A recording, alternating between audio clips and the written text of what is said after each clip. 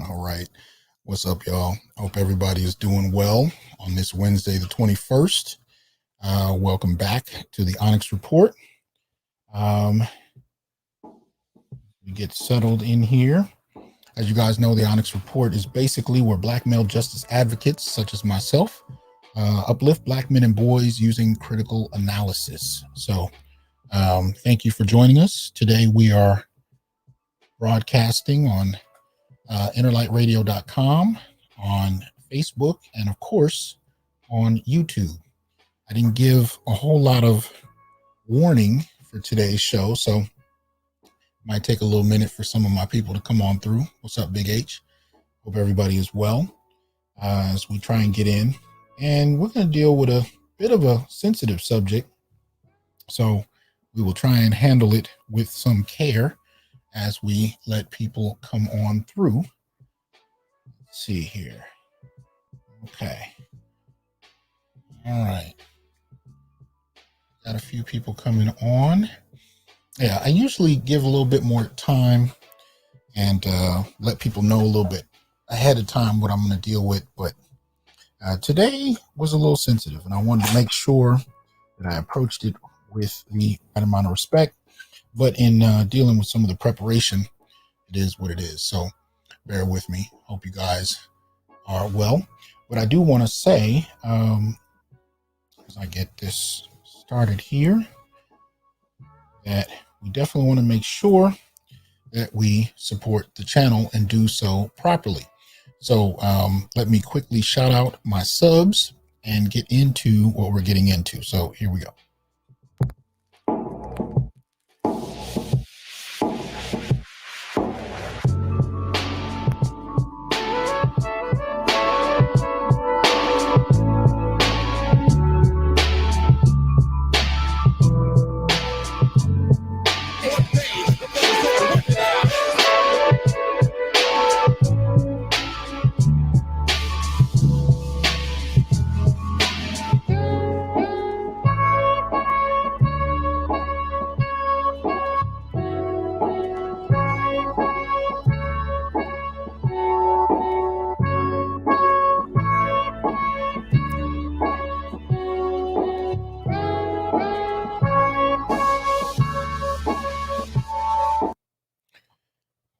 All right. So again, shout out to my subs. Thank you for supporting the Onyx Report.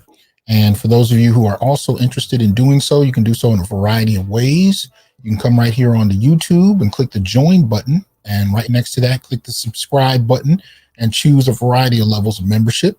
Or you can go to my Patreon and choose a number of levels of membership there as well. Or you can also support the Institute for Blackmail Studies that is available on Patreon as well. So support the channel, support the Institute, so we can continue to bring you, continue to bring you information that I hope you will find useful. Shout out to a number of people in here. What's up, Malika? Hope you're well. See Brother Ron, Brother Brian. Thanks for the support, Brian. Good to see you in here. Golden Child, what's up? All right. So we're getting it going here. But again, support the channel so we can kind of get this to you. There was something okay. Let's see. What's up, Mr. Blue Collar? What's going on?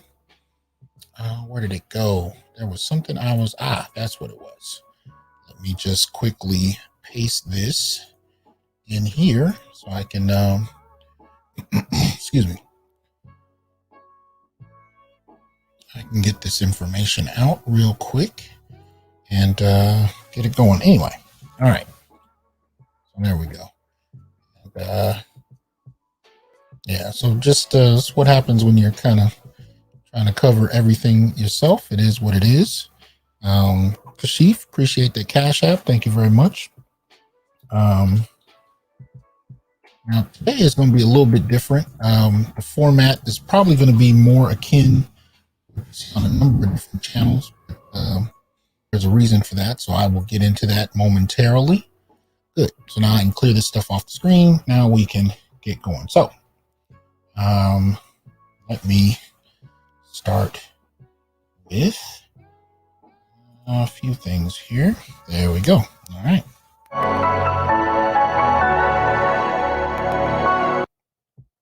right, so you guys know what it is, the Sacred Black Masculine series. And this is where we use the Onyx Report to shout out Black men who are making contributions that they would, likely not be recognized elsewhere for. But it's part of the reason that I do this show is because at the end of the day, it's about uplifting Black men and boys. And part of the way we do that is to celebrate their accomplishments and the various things that they're going through. So these two young men, now this is I want to say this is from last year, but it's still nonetheless something that I hadn't seen at the time. So I wanted to kind of shout them out. This is a piece I found on fox59.com. It's entitled "Two Men Save Stranger from Burning Home in Marion, Indiana." Right? It says 2 young men busted into a burning home and rescued a stranger Sunday around 2:00 Sunday afternoon. Trey Jones and his friend Marcus Harvey smelled smoke nearby. Once the two got closer, they saw a house on South Adams Street in flames and knew someone was trapped inside. They said, "I kicked in the door and boom, and then fire and smoke started coming out. When I heard his voice screaming, I felt like I knew I could get him out. I didn't know how far he was in the house. I knew he was in a better position than he was. I knew I was in a better position than he was." Then Jones and Harvey. Shout out Romello. Appreciate that support. When Jones and Harvey got inside the home, the heat and smoke took over. They said they couldn't see anything, but they were able to get the gentleman out. And to my knowledge, he lived. So shout out to these young men for doing their thing. Trey Jones, Marcus Harvey, shout out to y'all, right? What's up, Prince Johnny? I'm listening. What's going on? Got a few people coming in here. So please make sure you like, share, subscribe, join, and donate. Support the channel. All right. So next up, we got a few special shout outs because, as you guys know, this last week, or some of you know, has been pretty monumental in certain regards. And although I'm not necessarily one who adores celebrity, there are a few celebrities that I did want to shout out. All right. Some of you may remember this gentleman. This is Mr. Charlie Robinson, who was best known for his work on the NBC sitcom Night Court.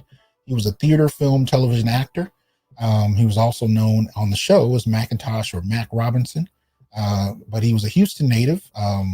Charlie, as his birth name, was a Houston native who in his teens sang with a local group that later became known nationally, Archie Bell and the Drells. He died at 75 years old on July 11th.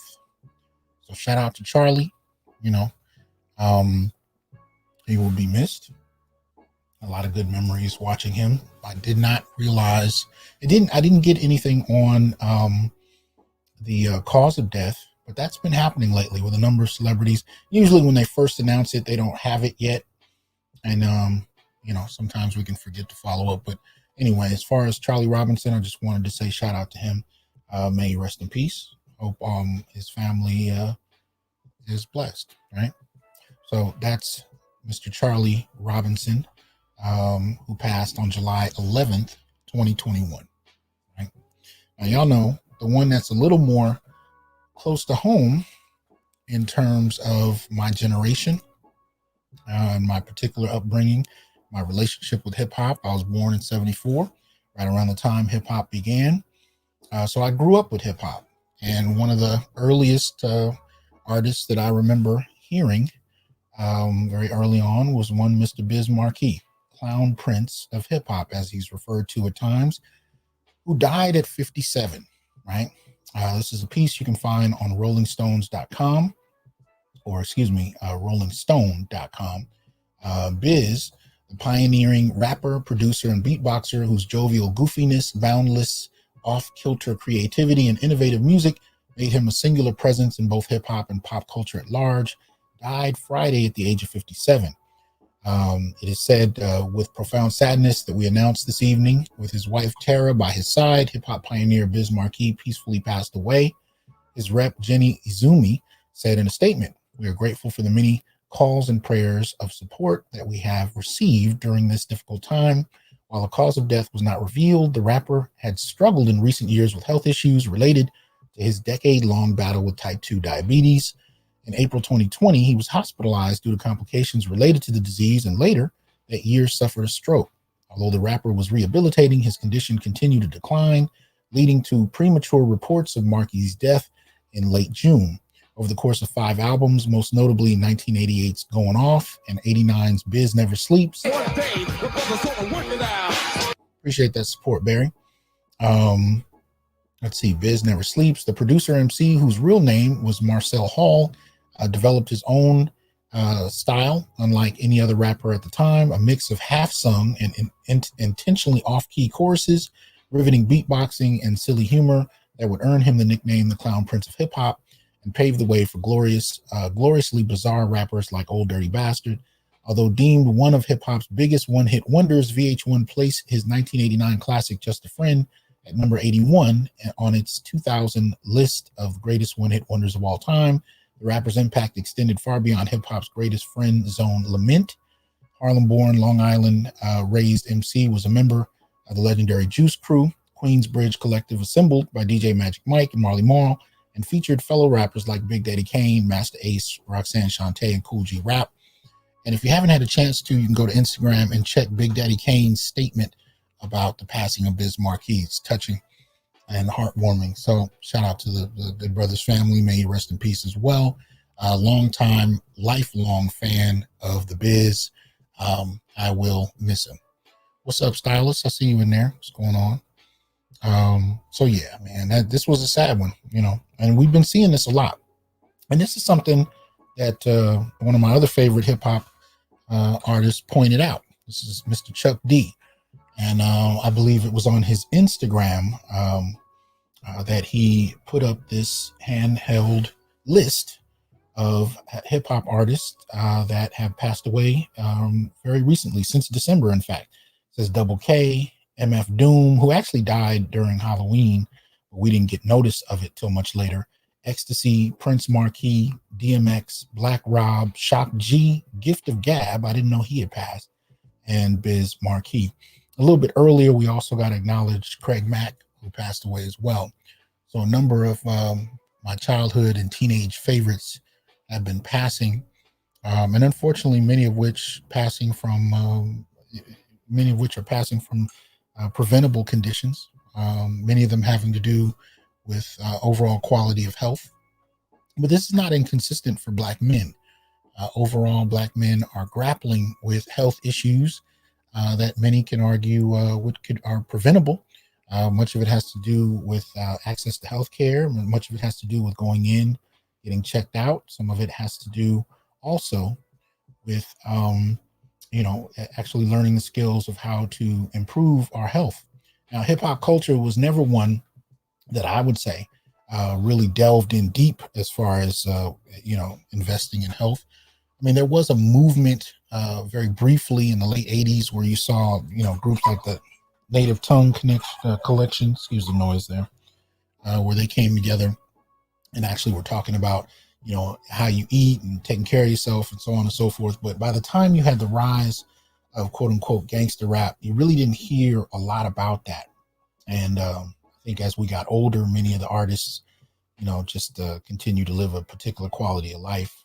So I hope for many of us out there that we are becoming more and more health conscious and doing what we need to do to improve and extend the quality of our lives. So shout out to each of those who have passed. And of course, the thousands upon thousands of nameless Black men who are not generally recognized on a day-to-day basis. Shout out to them as well. Okay. Get through here. All right. So just very briefly, you guys can see here, make sure you again support the Institute for Blackmail Studies. You can go to www.instituteforblackmailstudies.com. You can see a number of free interviews with Black men of prominence in their various fields. You can also, purchase everything from merchandise to webinars, as well as you can take the Intro to Blackmail Studies course, which is available on the website there as well. So please make sure you check that out and look into it and support the Institute so we can continue to produce more. And if you have any ideas about what kind of class you'd be interested in taking, you can go ahead and send that to me as well. And I would appreciate it, right? So you can email that to me. And there's a variety of ways to do that, but the easiest way is right there on the screen. If you go to www.thasanjohnson.com, you can actually email me from my website, and you can make any kind of suggestion you'd like from there. All right. So moving forward, all right. Today's show, as you guys know, some of you may not, is it time for Black men to let go of the Black love velvet painting? What is the Black love velvet painting? Well, this is something that I know many of you have seen in various forms over the years. I, again, am a 70s baby, an 80s child. So I definitely grew up with the velvet image of Black love. And it is something that I think has been somewhat pervasive, especially for my generation. And of course, the generation prior, my father being a Panther, that was the era we began to see it as a product of the Black love era. So it was one of those kind of things that you can see. Now, I gathered together, and this is really random, just a few of the images that one might associate with this era. These are not the most ideal, right? These are not the most ideal in terms of the ones that many of you may have grown up seeing on your walls or things of that nature. These are just a random smattering of various images from different periods, right? So I'm just going to show you a few, right? And these are pure, like I said, these are purely random. You just put in Black love in Google or Black love paintings, and these are the ones that will pop up. Again, many of you could probably point out some that are definitely more to the point, some that are more poignant, some that are more, legendary in terms of impact, right? Here, as a matter of fact, I'll blow some of these up for you. Definitely, big on the Black king and queen aesthetic that many of us have heard a lot about over the years, right? Again, these are not always, these are just really, I grabbed them at random on purpose because I wanted to get a sense for, how prevalent they are, how available they are, and how they really in many ways shape the Black imagination. But this is not really about the Black community or the Black family per se. This is really more about Black men, right? It's really more about Black men. What I want to do today is kind of entertain what these images and these ideas, how they've impacted Black men, what they are first, but how they've also impacted the Black male imagination about relationships, about coupling, and what some of the drawbacks of that can be. And why do I say that? Well, I was talking to a number of colleagues and friends this last week, and there was one in particular, good brother of mine, and he's been married, I want to say about 3 times. And the first 2 marriages were very much an attempt to basically live in this painting. Now, back in the day, they were called velvet paintings because the paintings were actually printed on velvet, right? Painted on velvet or whatever. Obviously today, they're not necessarily velvet, but I use that term in the title for a reason because I'm really trying to strike back at a very particular nostalgic moment for many Black men around my age. But the images persist, whether they're on velvet or not. And part of the reason that I'm calling to this is because as I was talking to my brother, we were talking about how really difficult those first couple marriages were. And when we got to the core of the difficulty, one of the things that he talked about, because he and I were both, raised in a nationalist context, there was a nationalist kind of culture in our families. And by the time I hit 16, I've dived in very much. I think I was introduced to it through reading the autobiography of Malcolm X. From there, I became a Muslim. I joined pretty much anything I could that was related to that. And I'm not saying there's anything wrong with that. Really not. I mean, you do what you got to do. Do what you're moved to do. I'm not decrying any of that. What I am saying, though, is part of that process was me really kind of downloading and internalizing these images and trying to literally live in a velvet painting. And this is what my brother and I were talking back and forth about. He was saying that his marriages were basically his attempt to live in a velvet painting. And it became about what you could showcase to the world, you know, how you guys look. I'll give you an example. This is a picture from, 21 years ago. This is my wedding. This was my wedding from 21 years ago. And this is somewhat what I'm talking about, but this is just the performative aspect. I got a bunch of other pictures of different things that probably would fit in here, but I'd have to sift through the garage, and I wasn't trying to do all of that today. But many Black men find themselves in a position like this where they are literally trying to live out an image, live out an idea, something we grew up with, or at least wished we did. See, that's a whole nother facet to this. Because we were also the generation, you're talking about Generation X. We were the generation that grew up in single parent households for the first time to the greatest degree. So a lot of this imagery was nostalgic, but not necessarily because it was something we experienced. It was nostalgic because it was something we didn't and we wanted to. And we sought out to make sure our children could have it, even though we hadn't. And this is partially what I mean about living in a velvet painting. There are many of us that are trying to do this, right? And it doesn't seem like it's too much of a problem on the surface. It really doesn't. It seems like, you know, what's the problem with this? There's nothing wrong with it. And in some respects, you'd be right. It doesn't necessarily have to be a bad thing, but it can be. And when I say that, I mean, if you are so deeply tied to these ideas and can be such to a degree where you're even a little disconnected from what actually is going on, particularly in Black coupling, you can actually be, how would I put this? Completely unprepared for the amount of dysfunction you might actually experience, and not really be prepared for how to deal with it when it comes to the realities of coupling. And this is what my boy and I were talking about.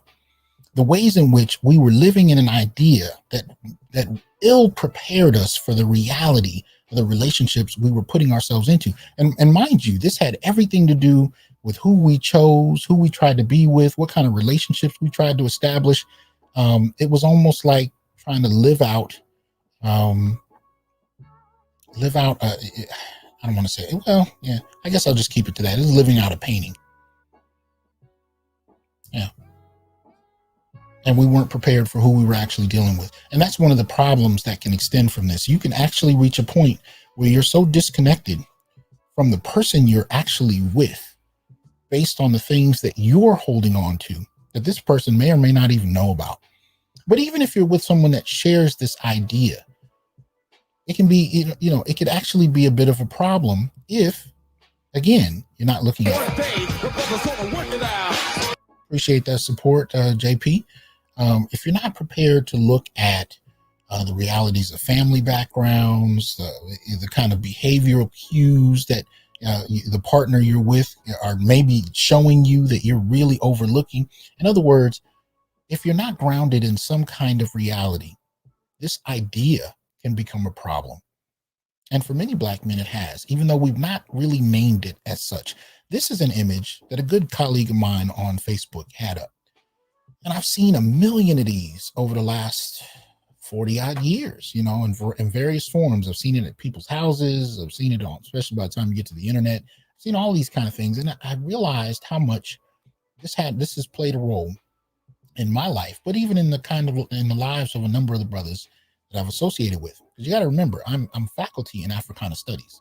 Now, that's a very specific group of men, Black men in particular. I'm not saying it's just men, but we're talking about Black men.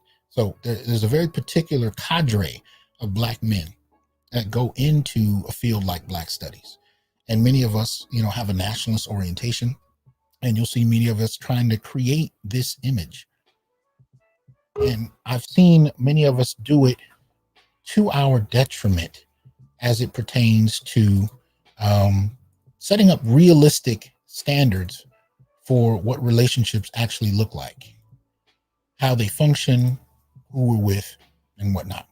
So I want to bring a good brother up here, and I sent out a few invitations. And that's what I was saying. Today is going to be a little different, different from my regular format, but more consistent with what you guys may have seen in other shows. I'm actually going to put the link out there, and more so than talk about this idea, I want to hear from some of you about your relationship with this idea and what your experience has been. And if it's positive, it's positive. I'm not saying it has to be negative, but I am pointing out that there is an aspect to this that was negative that I never considered. And that was trying to make my life conform to an idea that had no grounding and no basis in reality. So let me bring in my good brother here. Some of you guys are familiar with Green Gorilla. What's up, Doc? How you doing, bro? I'm good, man. What's up with you? Man, chilling, man. It's raining cats and dogs here, bro. I hear you. Cats and dogs. What's going on, though, man? Man, I really want to get this discussion out. And what I'm gonna do, I'm gonna have you and I, kind of engage each other, of course, but then also as we bring some people up, have some dialogue. But I really wanted to get at this idea of Black love, this idealized sense of Black love, and what it actually can do to Black men. Do you have anything you want to kind of weigh in with in regard to that? Man, I just feel like, you've been sold a dream that nobody dreams about but you. Mm. It's this idealized understanding about how your life is supposed to turn out and what you're supposed to do, and it just doesn't work. I mean, I'm not saying it can't work, but Right. you're leaving a lot up to the discretion of the woman, and she could sign out or opt out of the deal anytime she gets ready, and there's nothing you could do about it, and she'll walk away with the kids, the house, the car, the dog, and everything, and it's just not a at the present moment, to me, it's not a great deal. That's all I can say, man. And that's not. You notice how of course, divorce is not part of the arrangement, at least in how you imagine things. But it's particularly devastating when your partner hasn't invested in the same idea, especially to the degree you have. Right? How devastating is that for many Black men that experience that? Oh man, it's life altering. Here you are. You got this idea about how things are supposed to go with your life, your children, and so on and so forth. And then the next thing you know, all that could just be ripped away from you. It's not just about the woman. It's about, a whole set of other attachments and, arrangements beyond just the woman. We're talking about property. We're talking about loyalty and fidelity, not only from her, but also to your offspring. And from your offspring. It's a lot of moving parts related to this, and if women don't have the same fidelity to the ideal, then it's just not it's not a good deal, because there is no deal. The deal is, at any moment, it's like Charlie Brown and Lucy. Okay. She's got the football. You think you're about to kick the field goal, and as soon as you run up to the ball, she can swipe. I mean, it's not that she will, most definitely do that, but she can. Anytime she gets ready. Yeah. And so, I've seen a lot of men, man, have to rebuild and regroup and get things resituated just because, a woman decided that it was time to pull the plug. It's time to yank the football away from Charlie Brown. And a lot of times it has nothing to do with what the men have done. It's just that, okay, I'm bored now. I'm tired. I want to do something new. This is not what I thought it was going to be like. Or it doesn't even matter what the reason is. Yeah. The freedom associated with divorce and separation nowadays, and then the social stigma being diminished, really doesn't matter what the reason is. This no fault divorce. So a lot of times, you're required to invest, and they're not required to invest at the same degree or level of magnitude that you are. It's just that's how I perceive it. Now, maybe I'm wrong about it. Maybe it's just me being selfish, and it's just my perspective, right? But I mean, you got to think. It takes a lot for a man to go 12 toes in to the water. Well, some people say 10 toes. I'm saying 12. It takes a lot for a man to say, okay, I'm going to go ahead and settle down and, for the most part, buy into this concept of starting a family, having a wife, or whatever the case may be. It just takes a lot for a man to get there. And when he finally does get there, you realize that, this promise, this so-called obligation that you've taken on, you're the only one tethered to it. Wow. I mean, yeah, that's a hell of a thing to have to come to grips with. But and it's important what you just said, because I started out the show talking about what a good brother of mine and I were talking about, right, in relation to this. And I was saying he had been married a couple of times. And one of the things that he had shared with me was that whether we're talking emotionally or physically, right, he dealt with a partner who attempted to abuse him on a number of levels. But part of what you said is really key to that. He stayed because of these images. He stayed because he was trying to live this out. And I'm not, projecting all of this on him. I've done it myself. I've tried to live this out myself. But it's just like you said, when you're the only one doing it, what kind of relationship does that actually create? Now, I'm not a relationship guru. I'm not trying to give advice about relationships, but I think this is a very basic level conversation that brothers need to have that's real specific to the Black community. I mean, let's just put that out there. It's real specific to us because we got a unique history. By the time you get to the late 60s and early 70s, with the rise of the Black is Beautiful era, the Black Power era, there was a very intentional focus on, trying to enhance Black coupling.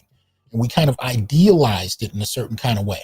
And so we had these kind of images that were born around that time, and that's why I talked about the velvet painting. Usually you see two people with real big afros intertwined on a black velvet background or something and hung up, oh yeah. You remember those.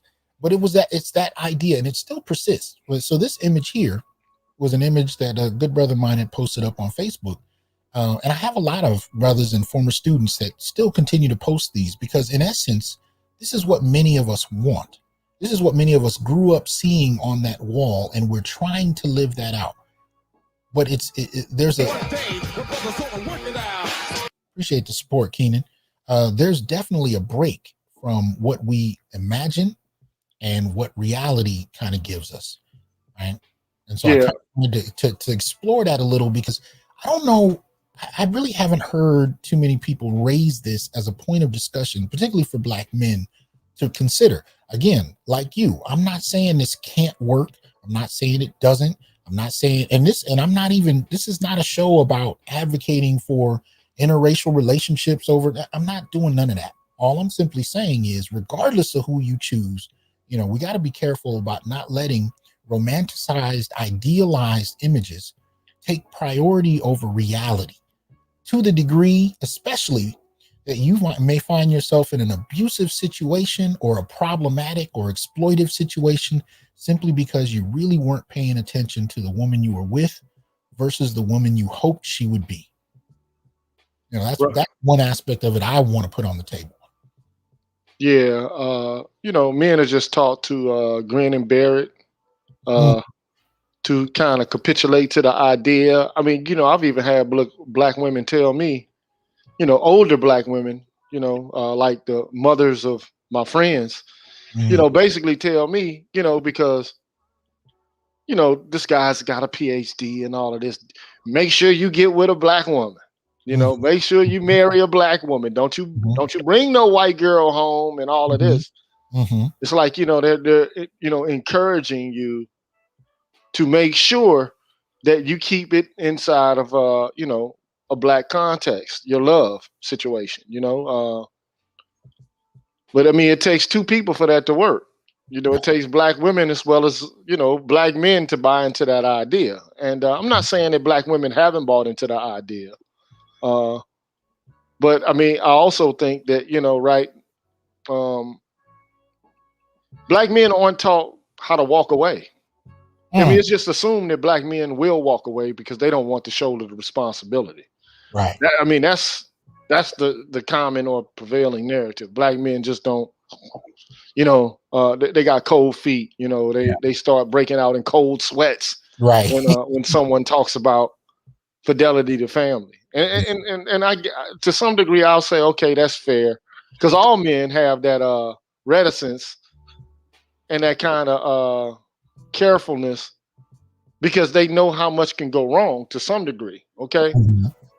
But it's an extra layer on top of it when, you got people telling you, to buy into this idea, and at the same time, they have no obligation to fulfill the deal. I mean, you got to think about some of the things that, first of all, like, most women don't want to have a man with multiple partners.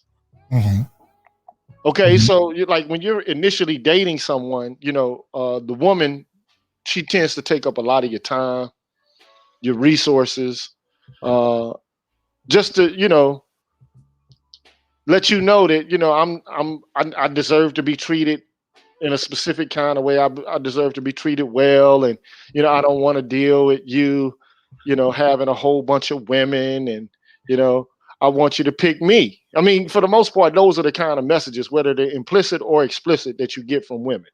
Okay. So when you finally buy into it all, when you say, okay, look, I'm gonna go ahead and put all my eggs in one basket, that's when you become vulnerable. Because, I mean, more and more is expected of you. The traditional idea about what a man is supposed to do and how things are supposed to go. The lion's share of any kind of provision is supposed to come from you. Any risk associated with the context of the relationship is supposed to be borne or bared by you. Any danger or anything like that, you're supposed to be the one who exposes himself to that. Right. So that, she's, prevented from harm, or, shielded from harm.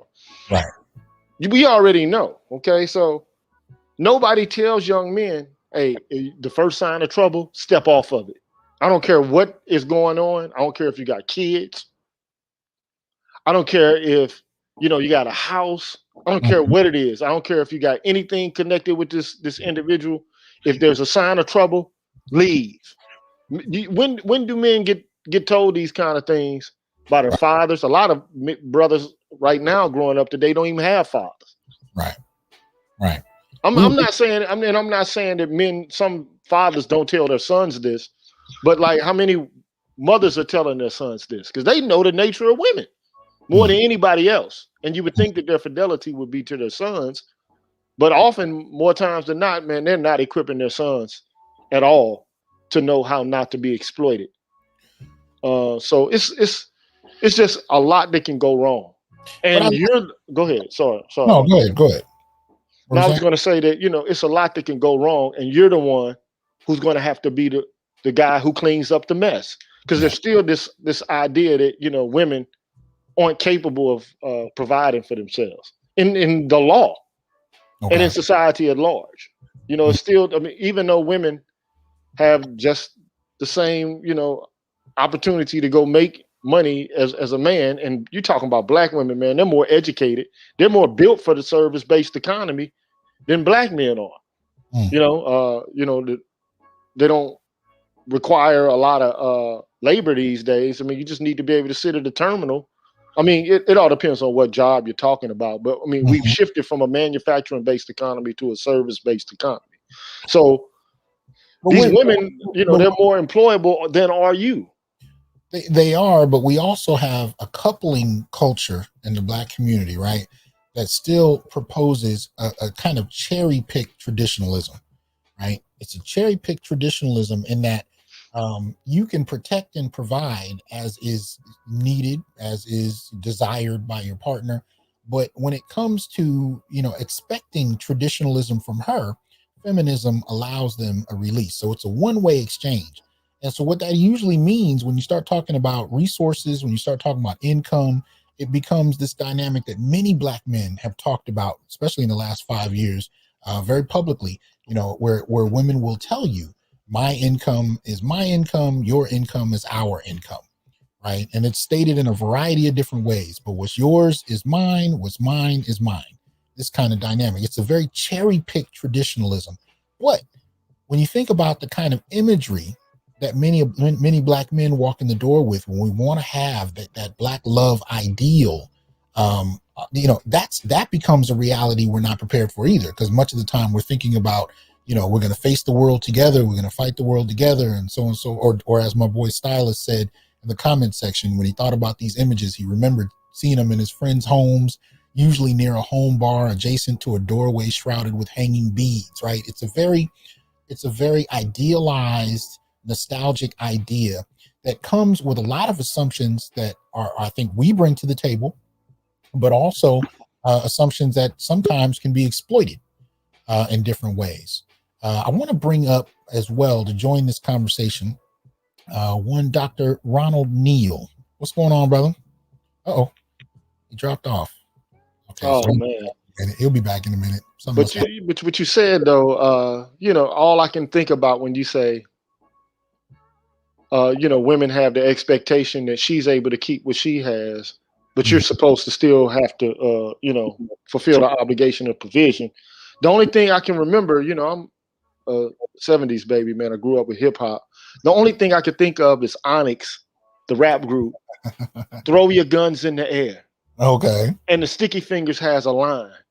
Okay. When he says, what's mine is mine and what's yours is mine. That's all I can think about, man. Like, like the rapper Sticky Fingers, like performing a heist, a stick up on you.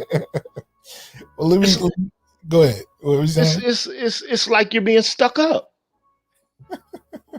Who wants to feel like that? Exactly. Like, who and so many women like are callous, man. They don't care. They only care about their own interests.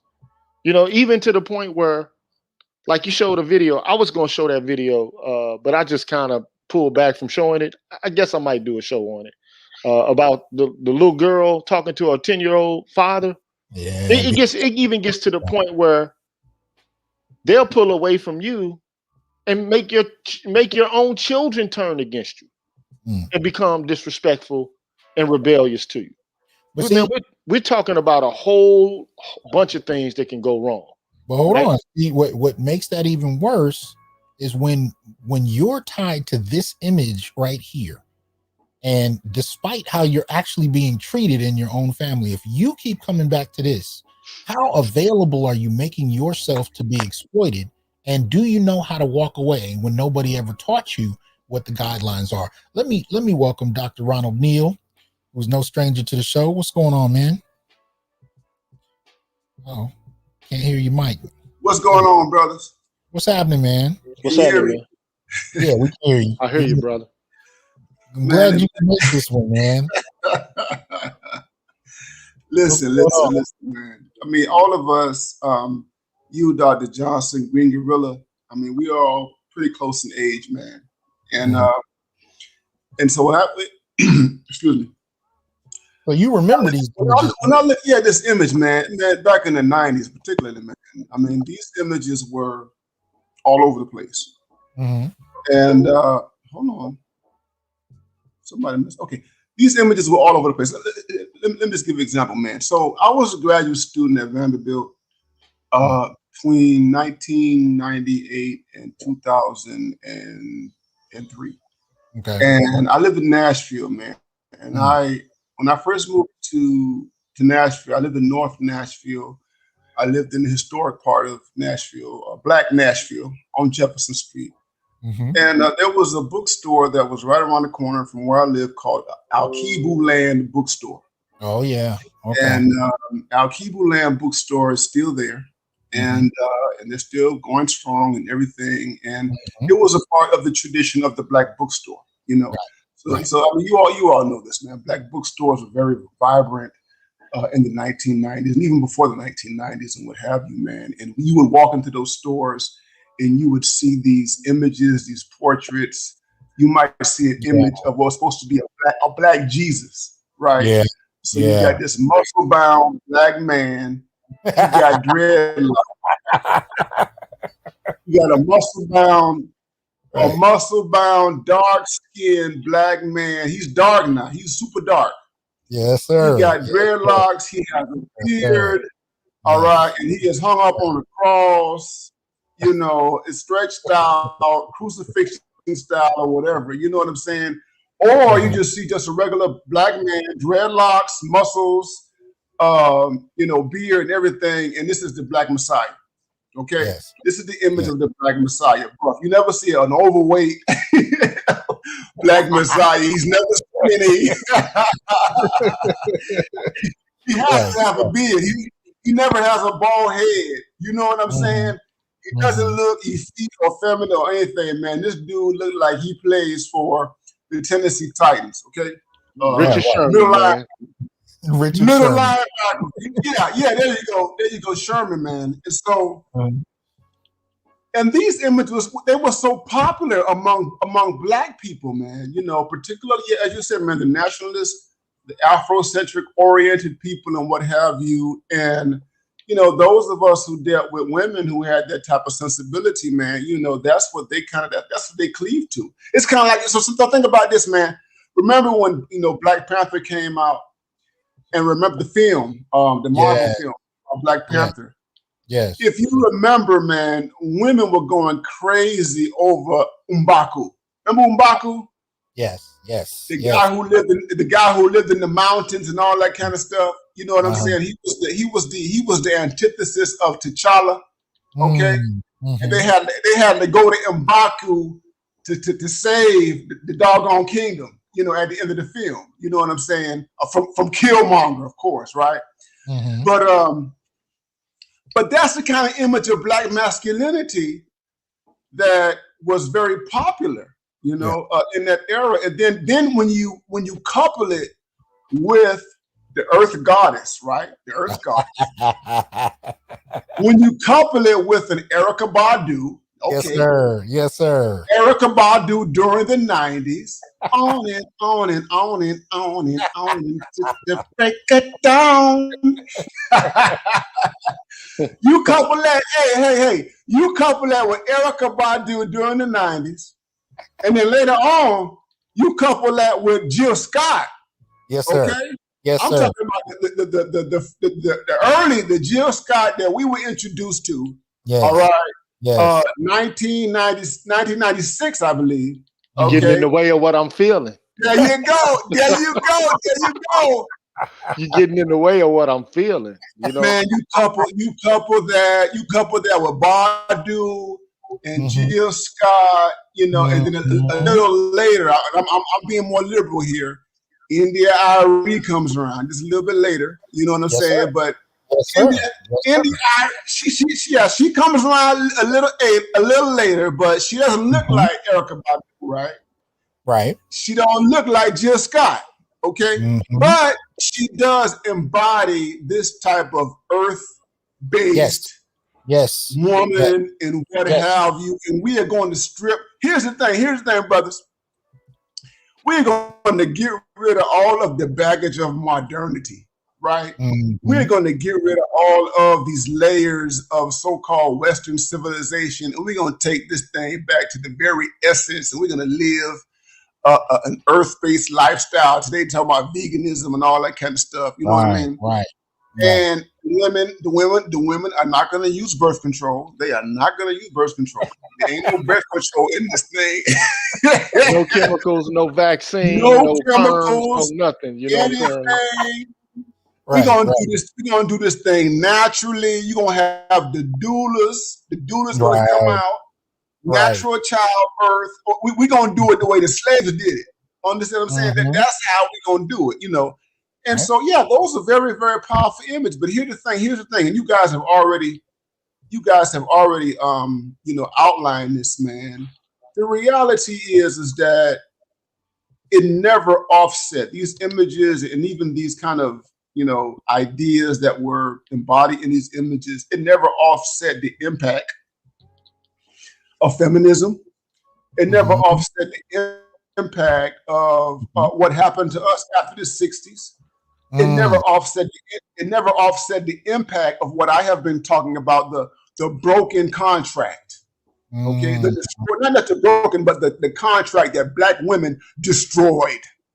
Okay. After the 1980s, and the extent to which all Black women either internalize or have not been able to escape deep layers of anti-Black misandry that has always been with Black people.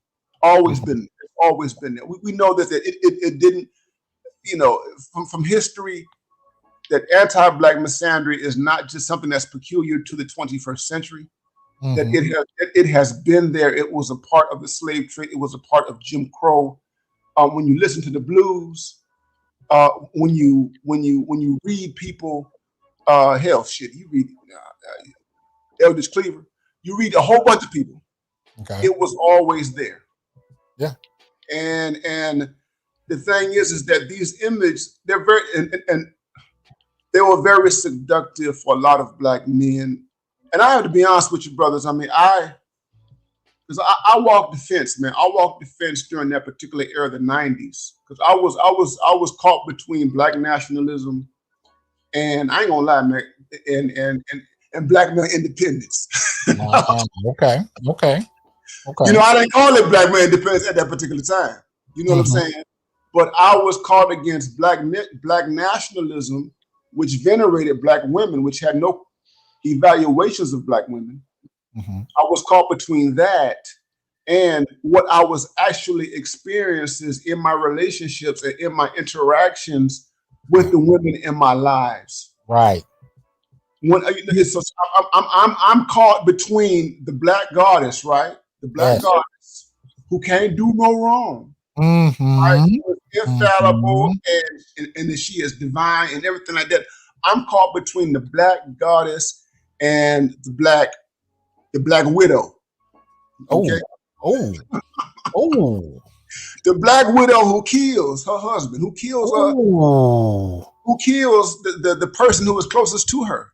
The Black goddess who is predatory and manipulative. Okay? I was caught between those two realities, bro. Man, that tension is exactly one of the reasons I brought this discussion up today, because many of us don't know how to talk about it. We live it, and I still know brothers my age that are still going through this cycle of trying to make this idea a reality while not dealing with the fact that the women that you're choosing from don't share this image. They don't share this philosophy, this idea. Well, they say they do. Or they say they do. Or they say they don't. Right. Or they say they do. But what we're getting at, though, is that I think these brothers are highly susceptible to being exploited because of it. It goes to what you just said, Gigi, what they say they do. It's easy to do because as long as you live up to this idea, you know what I mean? He'll move heaven and earth to create the reality that we kind of talk about. I mean, you could, and again, the 90s is an important era. And I appreciate you bringing that up, Dr. Neil, because it's important. I mean, you could add on people like Michelle and Degiacello singing about dreadlocks, and you had that whole neo soul era, which was really picking up off the impulses of the 1970s and kind of reintroducing them. So you had that, as you put it, that naturalistic, vegetarian, earth-based philosophy, and that and so we took that, we digested that, and many of us sought to find ways to live that out. Now, this is one of the things I noticed, after my wife passed. Again, I've told this story several times, so I'm not going to go through the whole story. But when I became single again and I started looking around, one of the things I noticed was how many of my Afrocentric brethren, because mind you, I went to Temple. I went to Temple University, did my master's in African American studies there. I was in the middle of all of that Afrocentricity. And one of the things I started to see more and more was how many of my brothers went international to make this image happen, and nobody had said anything out loud, and I really wasn't prepared for that. But that was the kind of gesture that we saw people making, and nobody would say anything. You know, but the idea was, you know, you weren't supposed, as long as you stayed away from a white woman, you were cool. But then you started seeing brothers dealing more internationally with black women from elsewhere, and it was kind of a quiet kind of frustration that I began to hear from American black women, but nobody really would talk about it openly, right? So you guys are hitting at some of the main points that I think play a role in this. But, you know, what do we say to brothers who are living this, but going through the failure of this idea? What do you say to brothers who are still trying to live this out? Oh man, you know what, man. See, here's the deal. The black nationalists knew very early on that you don't have any black nationalism without the black family. It can't exist. Right. So they have to buy into this idea. I mean, you know, at a rudimentary, basic level. Otherwise, nationalism is dead. I mean, how can you buy into it, black nationalism, without the black family? First of all, you can't reproduce yourself. You can't have the value system reproduced also, you know, within the context of an interracial family. I mean, how you going to tell your white wife, you know, power to the people and all that, you know? It's you know, but what I guess what they didn't realize was that, you know, eventually the social forces that existed, you know, in their surrounding environment would just kill nationalism. It's dead, bruh. I'm sorry. I hate to be the one to bear the bad news, but it's over, bruh. Yeah. You know, these women, you know, they're not what they used to be, man. These ain't Fannie Lou Hamers no more, bruh. You know, this ain't I forget what's Emmett Till's mother's name? Mamie. There ain't no Mamies no more, bruh. I'm sorry, but right now what you got is, you might have a woman clothe herself in the garb of neo-soul. Okay, they might look the part, but they ain't playing the part. You know, because it's the same way that you got Erykah Badu talking about $3.06. You know, she's still telling Tyrone, you know, she still got some lip for Tyrone. Okay. You know what I mean? You know, you better call him. Don't mess with me. You better call Tyrone. So this attitude, this idea, you know, that I don't need you. You're not productive. You're not living up to my standards. You don't have all of the stuff to, you know, require my fidelity. I mean, you know, to earn my fidelity. You know, these ideas are hard for these women to shake, man. So, and another thing, man, you know, I've seen, because I used to have a partner that played in a reggae band, man. He went full roster, and you know, like that's almost like the next best thing to being a black nationalist, right? I only eat Ital food. You know, I'm listening to Bob Marley, and we singing his songs, and we talking about chasing crazy bald heads out of town and Africa Unite, and right. Man, you go to these shows, man, you see these brothers, man, messing around with these white chicks, man, smoking cocaine, bro. That's when I knew. That's when I said to myself, oh my God, bro, black nationalism is dead. Because the only people around to actually live it out are people who have some deep-seated issues. Super deep issues, man. Like, I mean, smoking crack, man. You know, like the same problems that other black people have, man. But and it's funny to me, man, that, you know, black nationalism typically is a blue-collar black person's ideology. You know what I'm saying? It ain't too many middle-class black Negroes, man, extolling the virtues of black nationalism. Maybe when they're younger, they'll be on that Public Enemy, Fight the Power type of stuff. But as soon as they get that 80+ K salary, it's like, oh man, I got to look after my my own interests now, you know? So yeah, you know, I would now I agree everything with what Gigi has just said, man. I think it is dead, man. And here's the evidence of it. So whatever is left of it, the vestiges of it, it's on the internet, man. You know, And Wow. it's social media, it's Twitter, it's Instagram, it's Facebook, it's YouTube. You know, I mean, black nationalists, and this is just it's a reality, man. And this is where feminists go wrong, and where their calculus and their ideas are tired about black nationalism. I mean, black nationalism has not been an influential force, a real influential force in black society since the 70s, man. You know what I'm saying? You don't have any real institutions comparable to churches, comparable to temples, comparable to mosques. The Nation of Islam. That's all you got. The Nation of Islam. They hate that. They hate that. Oh man. That's all you got. All we have is the NOI. Okay. And beyond that, you look on YouTube, most of the guys who are talking the pro-black stuff, I mean, those guys are not connected to anything substantive. Okay, they're just talking heads. Most of the pro-black folks on YouTube are just simply talking heads, ideas, people with microphones, cameras, and all that kind of stuff. Not to say that those things are not significant.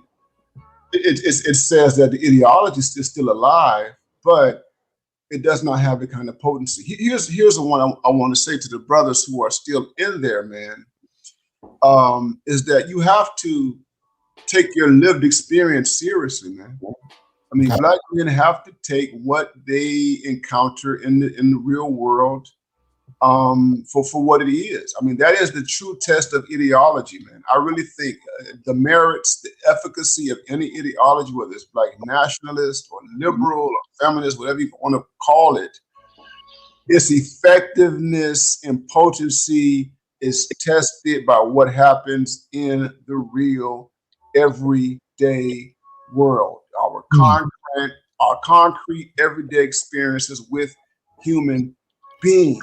And so I'm not a black nationalist. I don't identify. I once identified as a black nationalist. I still read black nationalist literature. I still read Pan-Africanist. I still read Afrocentrism and all that kind of stuff. But I don't have this type of naivete that some of that stuff demands. I don't feel a loyalty. Here's the thing is that no, I don't feel no loyalty to marry a woman just because there is this demand to keep black people going. I'll give you an story, man. I knew a brother who grew up in I guess it was a nationalist communist family. I was living in South Carolina, man. Okay. And this is a black man. We all from the same age. I was in my 30s at a particular time. And I'm not married. I've never been married. I don't have any kids. Right. And this brother who has an African name, he was like, Ron. He said, Ron, we need your seed. We need your seed, man. Wow. You're not. He told me. He said, you're not married. You don't have any kids. You need to contribute to the black nation. We need your seed. We need your intelligence. We need your DNA. He was serious about that. Yeah, I used to hear that. Yeah. He was serious. And the thing was, it was like, he said, and I'm trying to get him to understand is that I have no incentive. This was in the early 2000s. I said, bro, I have no incentive to get married. And I have no incentive because of my lived experience. Yeah. Because these women are not committed to long-term, permanent, indestructible, to death do us part, unconditional marriage. They're not committed to it. And that's the thing, brothers. Which means they're not committed to this idea of a black nation. They're not committed to it. So I'm not going to invest in it. Yeah, it takes the other person to be a part of it. Yeah. Well, see, that's one of the deceptions of the moment, because if you don't really delve into the literature on black nationalism, what everyday folk will tell you is that organizations like BLM are exemplars of current day nationalism, and how? Because they're out in the streets sacrificing for black men. Right. And I hear this all over social media. They're out fighting for black men, and black men are ungrateful because they don't pedestalize, BLM or women that are involved in that. And I'm talking more specifically, especially about the formal organization itself. Right. And because we don't pedestalize them, we're somehow these ungrateful ne'er-do-wells that deserve what we're getting. Because in essence, we're turning away from the modern moment, the modern Black nationalism. But that's not actually Black nationalism. And I think it goes back earlier to what you both were talking about in terms of how really a certain type of romanticized idea of nationalism was wholly unprepared for Black feminism. And the degree to which Black feminism internalized very misandric ideas about Black men, and if anything, fostered that low boiling contempt for Black men that we see in African American culture. It's in the culture. It's so much a part of the culture that we don't differentiate it. As a matter of fact, if you call it out, you're going to be attacked for somehow being anti-Black. Right? That video you brought up earlier, Gigi, of the father and the daughter, when I posted that on Facebook and I called out, appreciate the support, Broken Blade. When I called out the fact that the mother bears some critique, the mother should, because the father brought her up in terms of the daughter. And those of you who don't know what I'm talking about, I did a short video of it, I think yesterday, you can check out. But there were people that were so frustrated at the very idea. Thank you, Dr. Conroe. Good to see you in here. There were so many people that were frustrated at the basic idea of critiquing women, men and women, right? Men and women were frustrated at the very concept of holding women accountable for their part in the current state of the Black family. But part of the reason all of that is taking place is because we've internalized this kind of feminist impulse, which again cherry picks traditionalism and supports a misandry, and there's no we often don't know how to even talk about it. So when you got brothers who are trying to live this out, and I was the same as Dr. Neal. I was nationalist. I was trying to live out a very particular idea of it. I showed some pictures earlier, a picture earlier in the show of my wedding. You know, I was trying to live this out and literally live in a painting, but I wasn't prepared for not just the misandry you can experience with a partner, but also in the families and also in the society, and the extent to which the only one who was really being exploited, you know, by living up to this idea was me, because nobody else was really engaged in it. And I thought that this was something that was still being revered. You know what I mean? I thought it was something that was still being revered. Yeah, that's, you know, Florida Evans and James. Yes. You know, that's gone. You know, Theodore and not Theodore, but yeah, I guess Theodore and Claire. You talking about Cliff and Claire? Cliff and Cliff and Claire. That's you know, it's over with, bro. You know what I'm saying? Like, I mean, all you got now, like the last television show I saw, or even could stomach to watch to any degree of time, was the new Mike Epps show with him and Kim Fields. Okay. And I don't know if you've seen that television show yet, but I heard about it. Oh man, the Upshaws or something like that. Man, okay. It's terrible, bro. You know, basically they got right now the idea about a Black family is an adolescent Black man. Doesn't matter how old he is. Doesn't matter how many kids he's got. Mm-hmm. He's a permanent adolescent being coached and steered in the right direction, being mothered by his wife or his baby mama. That's what you're gonna see nowadays on TV. Mm-hmm. And it's dead, bro. Like, where do you see it? You don't see it anymore. I say, brothers, especially young guys in particular, and I'm hoping I'm right about this. You know, with disease and everything like that. I don't know what's going on with disease, the Z level young men, because they're exposed to so many different ideas today. You know what I'm saying? So it's hard to say where they're going, you know, with this in the future and what have you. But I would say, man, listen to your lived experience. You know, I mean, you know, we are taught, especially in academia, man. You know, and that has been my war, my ideological war over the last, you know, 25, almost 30 years in being in this world as an academic, what have you, is that, you know, you are basically told that you're supposed to deny, you're supposed to ignore, you're supposed to minimize your lived experience. Okay, so in your day-to-day experience, if you're dealing with violence in your interactions, and let me say this, I wanted to be clear. I want to put this on the record.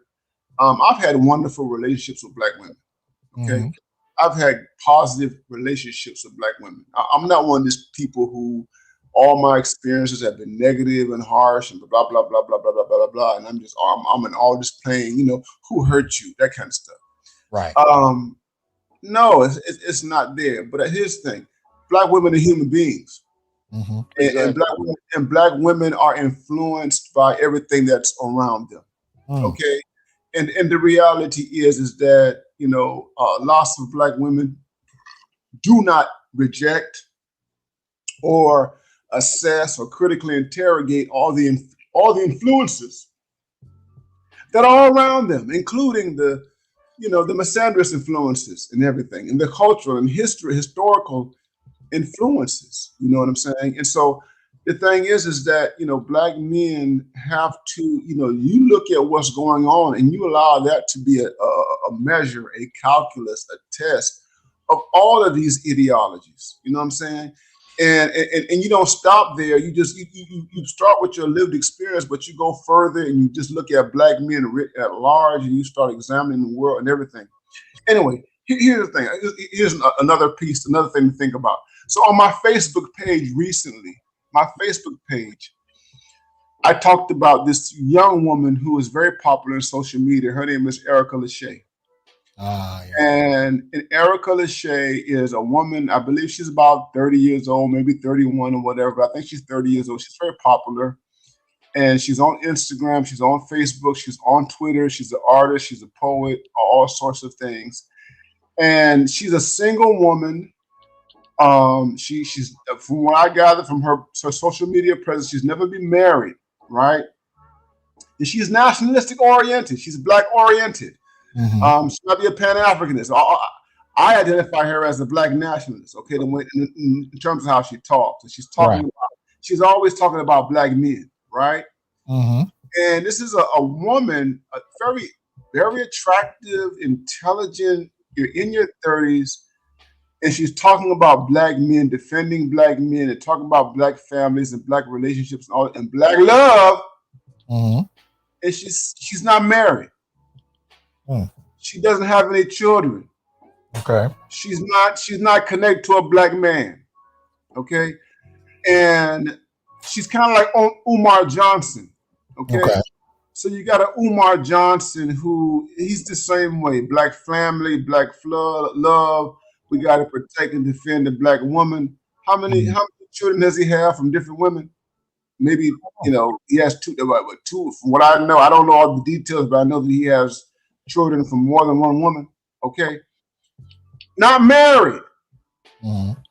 He comes out of these traditions. He comes out of the tradition. This woman comes out. She articulates herself out of this tradition, and they are not married. And the question becomes is, all right, if you were really serious about these ideologies, it would be reflected in your lived experiences. Okay. And what you do. You understand what I'm saying? And what I want to point out is that when you have people like this who are in the realm of social media and technology, who are pushing Black nationalism and what have you, and their lives do not completely exemplify or embody what these ideologies mean, it suggests to me that there are holes, that there are problems, that there are flaws, that there are deficiencies in these ideologies that need to be taken seriously. And Black men need to take this stuff seriously. Yeah, I mean, but at the end of the day, I've read to the brothers, man, the Combahee River Collective over and over and over again, man. And for the most part, man, these women are laughing at Black nationalist men, as far as I'm concerned, man. I mean, they look at them, I guess, with amusement. It's like, po child, you're trying to live out this idea. You're a sucker, man. I mean, I hate to say this because the extent to which you buy into this idea is the extent to which you leave yourself vulnerable to exploitation, bro. I hate to say it, and it would work. It would work if members of the Black community would, actually buy into it. But we live in a different day and age, man. And you're the one that's going to have to bear the cost of rifts in relationships. It is what it is. Mm-hmm. And men need to understand the risk. And whether they be Black men, white men, yellow men, purple men, whatever, you got some risk associated with tethering yourself to a woman nowadays. It just is what it is. Doesn't matter what your ideology is, doesn't matter what your religion is, doesn't matter, what your socioeconomic class is. I mean, to some degree it does, because you can kind of offset some of the costs, or at least you can pay the costs, right? Yeah. If you're in a certain tax bracket. But coupling yourself with a woman today is a risky enterprise. It just is. Mm-hmm. And understand, and even having a kid, you would think that some men believe that having a child with a woman is going to tether you to that woman for good. It's not. Yeah. I can tell you right now, it will not. Okay? All it means is that you have a child. Okay? That's what it means. And it doesn't mean that you're going to be able to have an influence or impact over that child's life the way that you want to. Because a lot of that is left up to chance now. So just beware, man. Be careful. Well, here's what I want to do. I'm going to drop the link, and I'm going to invite a few people up to comment, give their thoughts on the matter, and I'm going to ask, and I haven't asked him this in advance, but I'm going to ask if Keep It 100 wants to also co-host. So he could stay up on the screen. Depends on his schedule. Like I said, I didn't ask him, but I seen he just popped into the chat. But I'm going to drop the link for the StreamYard into the comment section, and I'm going to let people come up and give their comments. And as you guys know, we got the Green Gorilla here. We got Dr. Ronald Neal. We got myself. And we're talking about the ways in which, the idealized image of Black love, especially the ones we see on images like this, play into Black men's experiences and what that means in 2021. What do Black men have to take into account? What do they have to consider? And what's going on with that? So I just dropped the link. So I'll let you guys come up in here and keep it. And let me just say this, man. I want to say this, man, because I think that we talk about this a lot, man, but feminism has had, and Gigi has talked about this a lot in his platform. Feminism has had an extraordinary impact on American society, American feminism in particular. Mm-hmm. And Black women, whether they identify with it or not, have internalized many of these ideas. So here's the deal. So women are socialized to believe that they must have the upper hand in relationships. They are socialized to believe that they are the ones who are to benefit exclusively from relationships. They are socialized to believe that relationships are not based on any type of negotiation. Relationships do not involve any type of sacrifice. Relationships do not involve any type of trade-off. Okay, that is that it must benefit. So, my response to it is Black male independence and Black male self-interest. That Black men need to be self-interested. Okay, it's a response to an orientation that says that every relationships, marriage, family, and everything must always benefit the self-interest of a woman. And when it does not benefit their self-interest, they must dissolve the relationship in their minds.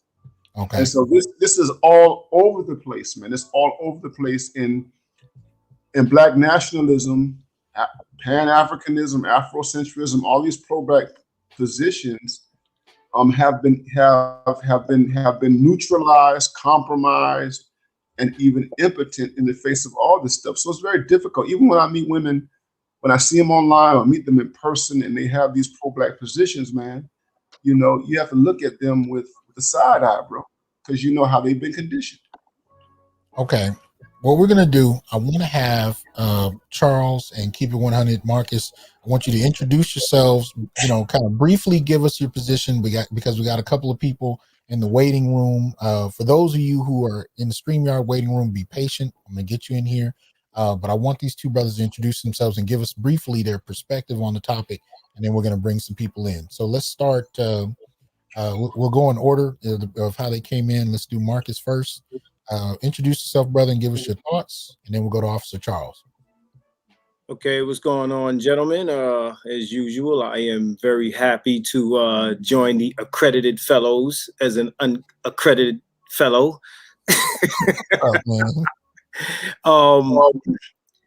No doubt. What's going on, bro? What's up? What's up? Yeah, what's going on? You know, me and Gigi have had this conversation plenty times. Somebody's calling me. Hold on, let me decline that call. Pardon me, y'all. Me and Gigi have had this discussion plenty times, man. I think that you know, us as black men, you know, especially growing up in single mother households, you know, we're still sold that dream, you know, that you know, that kumbaya of the black community, and you know, we're all going to come together, and you know, we as black men we're told our masculinity is derived from what we do for black women.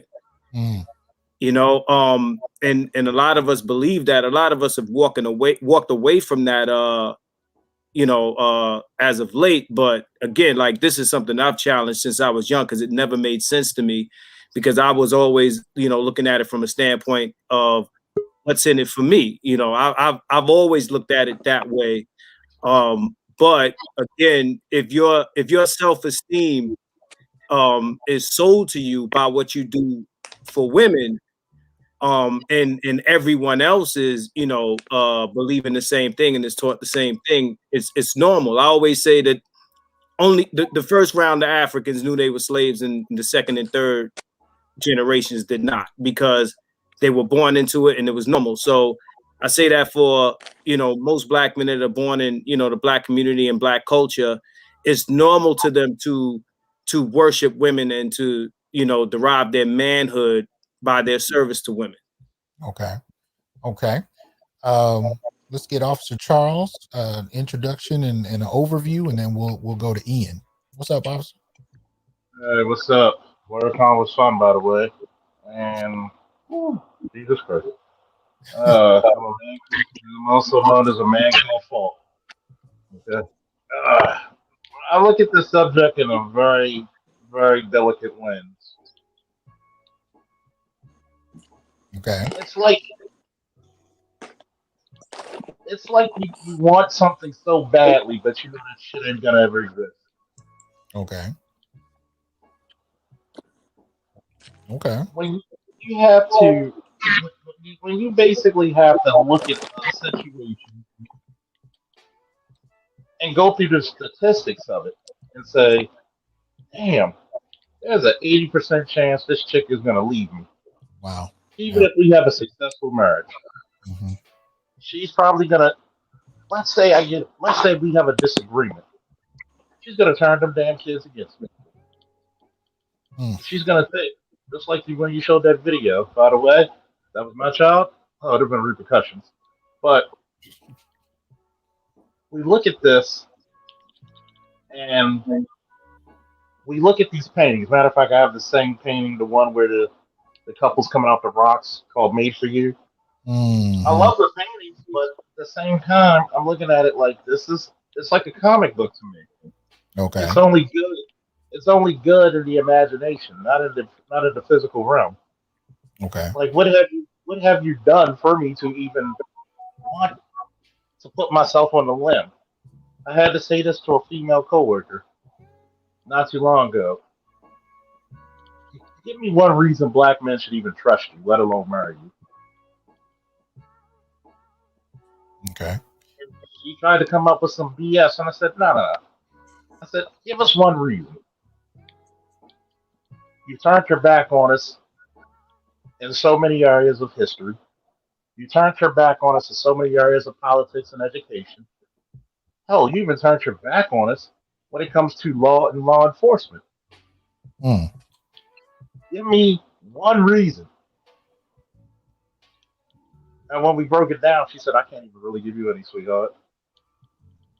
I said, so don't feed me fantasy when my reality dictates something different. Mm. And that's the issue, man. You know, that's the issue. And the biggest issue that any black man ought to have with feminism is the double standard.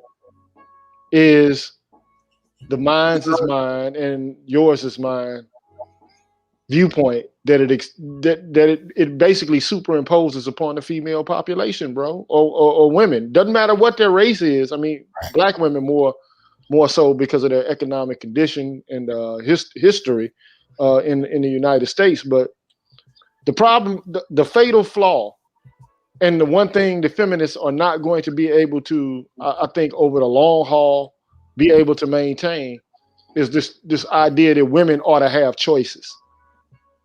Okay, so they can choose to be a traditional woman, or they can choose to be, you know, this I guess this idea of a new woman, this independent, you know, self-sustaining, autonomous woman, right? Or they can decide, you know, well, I'm going to be a traditional woman if I want to.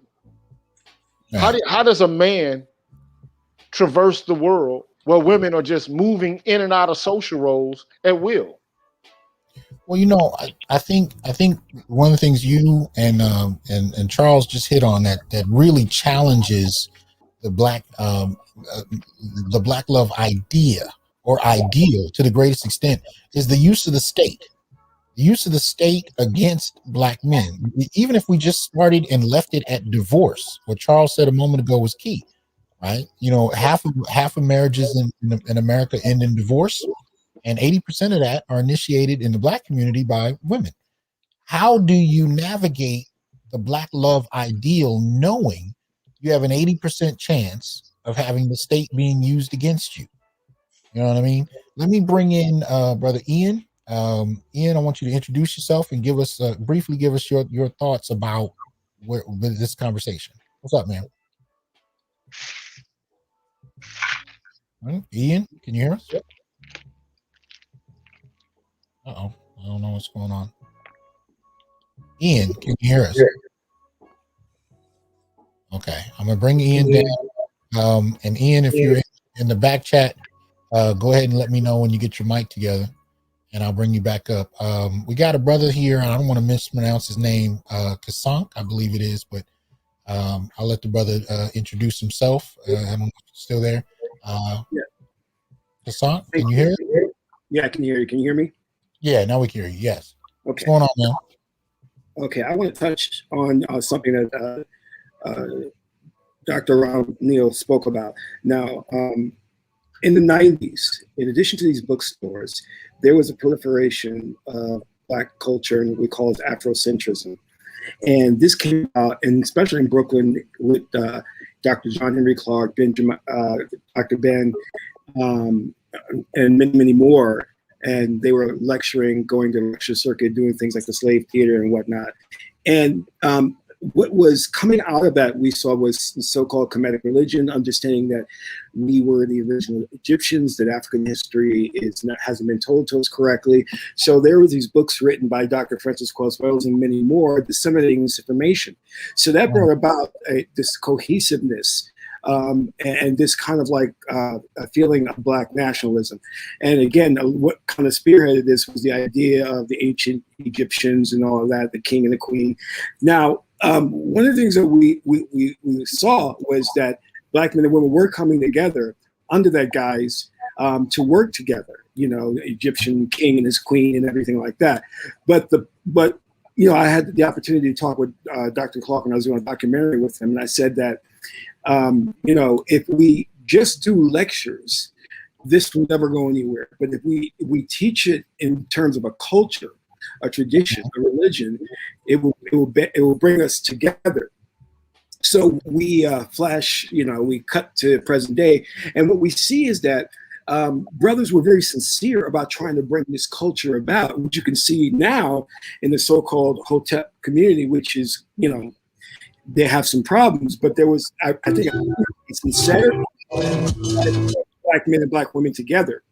So, but the problem that happened was black women, in my eyes, rejected this. And it wasn't an overt rejection. It was kind of like a covert rejection in favor of the Christian church. So, and I believe a lot of that has its roots in the Zaddy phenomenon that black women will bow down to a white Jesus. And even if the preacher is black, like Creflo Dollar or T.D. Jakes, he's the proxy to the white Jesus.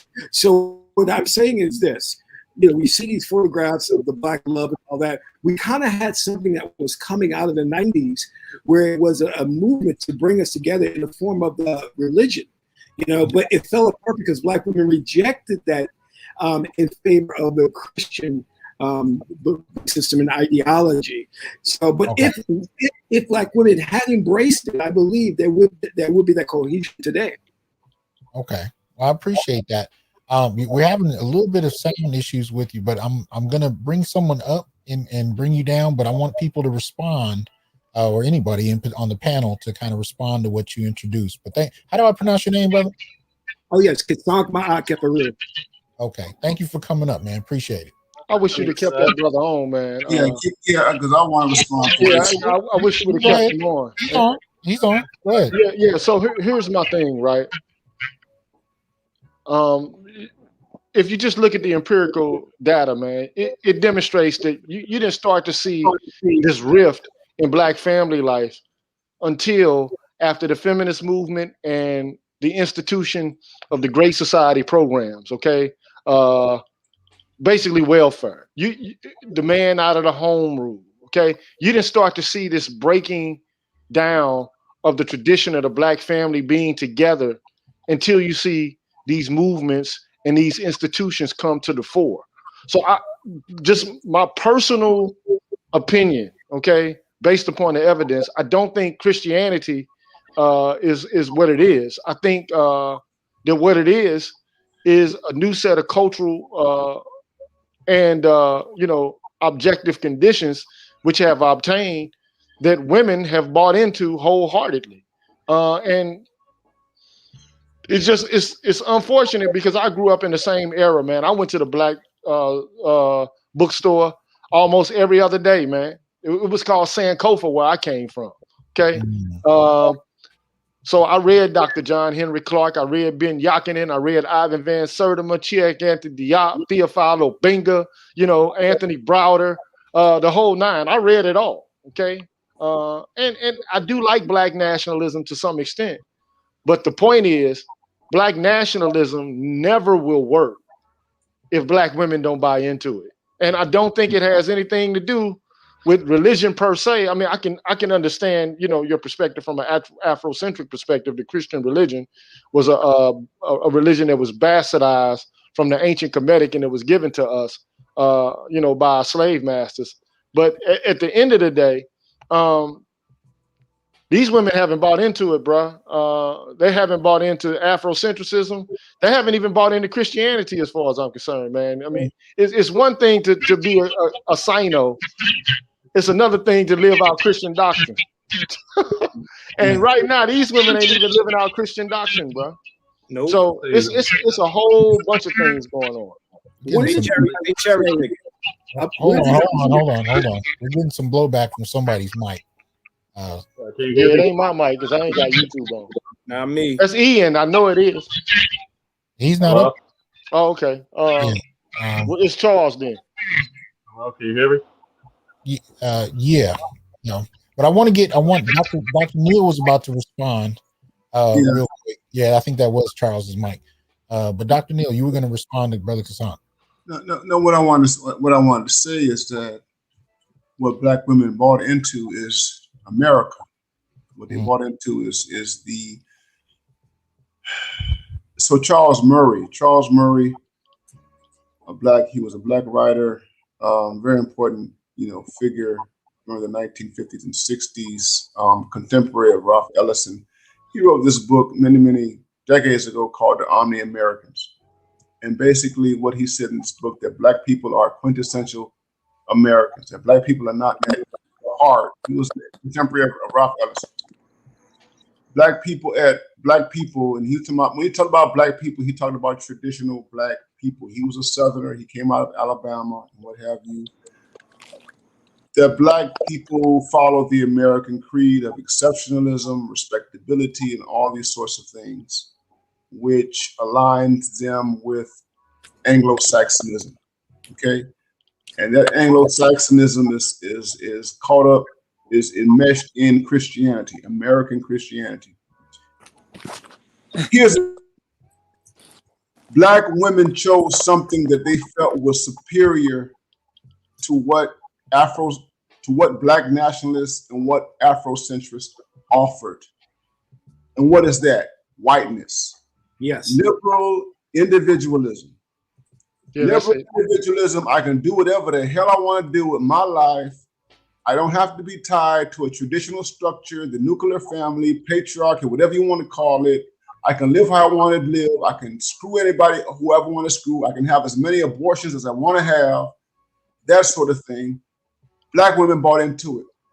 They bought into it in relationship to the entire American project in terms of Americans' dominance in the world, the promise of living the lifestyles of the rich and famous. Oprah Winfrey. So they bought into everything that Oprah Winfrey bought into, particularly the professional, middle class, so-called educated Black woman. And everything that Oprah Winfrey bought into and embodied was regarded as superior. And the reality was, it was superior because Black nationalism, Afrocentric traditions, all that kind of stuff, was never in a position to offer her the kind of goodies that white society and white ideologies offered her after 1980. And Black women basically ran with it. And that's in large part why we are where we are. The strong, independent, I don't need no man, Black woman is a creation of white society. It just is what it is. I think Gigi calls them the gimmies and grab'ems. No, the gimmies and grab'ems. Yeah, well, I think Ron is right about this, because ultimately, man, it's they get to live out the white American dream, and Sex in the City, bro. Honorary whiteness. We're talking about honor. What does it mean to be an honorary white person? Well, and we also know it's an illusion, because when you look at illusion. So Kamala Harris is an honorary white person. Well, Barack Obama too, though. Asians are honorary white people. The so-called model minority, they're honorary. They're honorary white people. And Black women have approximated this whole notion of being a model minority, being an honorary white person. Oprah Winfrey is the quintessence of an honorary white person. Yes, she is. Yes, she is, bro. I want to add to what Doc Neal said. All right, Doc, I think what you're saying is very true for Black women who want to, carve out their path and be career women and things like that, right? But for the traditional women, the women who want to, be married to a guy, giving them things, I think for them, for women who aren't career minded, for women who are more traditional minded, and I'm talking about Black women, I think what their resentment for us is what white women get from their white men in terms of, whatever protections, lifestyle, material items, et cetera, et cetera. They look at us and compare, like you said, what we're offering, whether it be, what Black nationalism is offering, what Black men are offering compared to what the white woman has from her men. You understand what I'm saying? Yeah, I get that. But here's what I would say to that, man, right? and this is something that like black men know, who, you know, upper middle class black men. It don't matter. Like you can get these chicks, man, everything, have them living in luxury, man. They taking trips, bruh. You know what I'm saying? Like Biggie Smalls. We could cruise the world for girls, Gator Roost for girls. They still not happy, bruh. Like take Emmitt Smith's wife.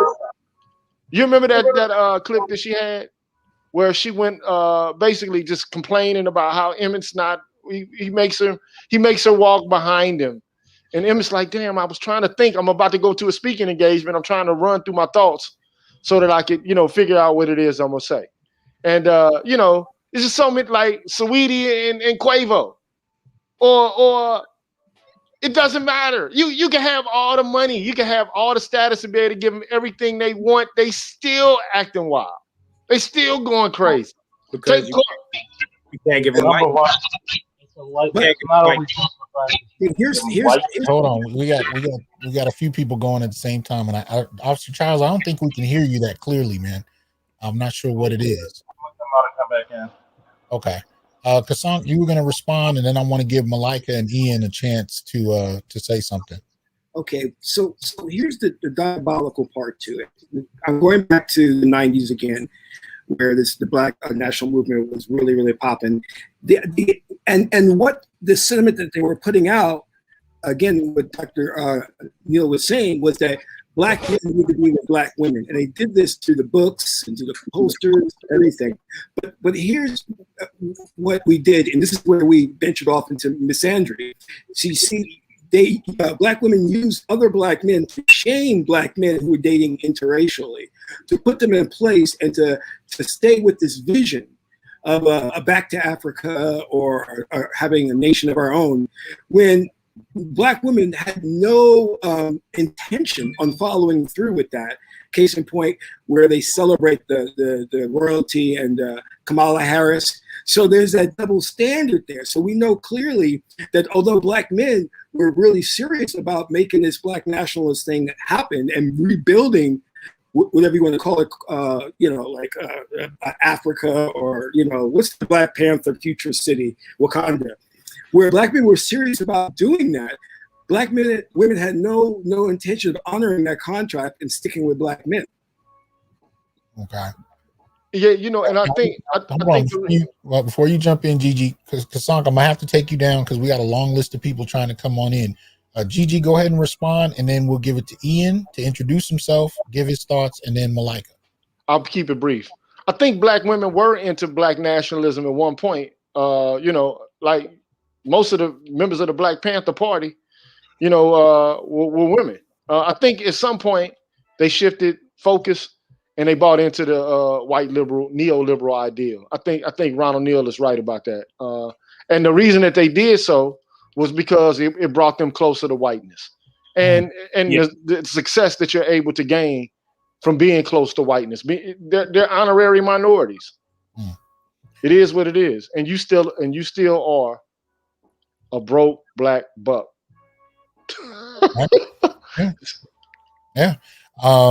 Ian, go ahead and introduce yourself and give us your thoughts briefly on the subject, and then we'll let Malika go. Ian, are you there? Looks like we're having the same. He's muted. Unmute yourself, bro. Okay. Yeah. Okay. Thanks. Yeah, I had to unmute. Okay. Yeah, guys. Yeah. Appreciate you having me on the panel. My name's Ian Graves. I've been rocking with the crew for a couple years now. I really came over to the manosphere. I came over to the manosphere from ADOS space, doing reparations, right? Mm-hmm. I really got in hard into the manosphere after I found that the ADOS chicks was doing reparations, but they really was still on some anti blackmail misandrous type of things, and that was frustrating, because there was a lot of pushback against Black immigrants, who were supposedly taking a lot of the benefits away from ADOS, descendants of chattel slavery. But I'm like, okay, if you're gonna have that energy for them, How you not saying anything about white women and black women who were taking and draining the affirmative actions and a lot of the focus on what's destroying the community? So again, so that's my background. And again, I found out about Tommy Curry, and I found out about Dr. Hasan, and so on and so forth, and all the distinguished guests over here, Ron O'Neill, Gigi, Keep It 100. Okay, so my take on this, though, just recently. Let me go back. I was watching Oprah, right? I was at my mom's house, right? I was separated from my ex-wife, right? We separated for about a year, but that's a long story. But but everybody knows it. But we were watching the show, and something was on there, and I pointed at my mom. I said, "You see, Mom?"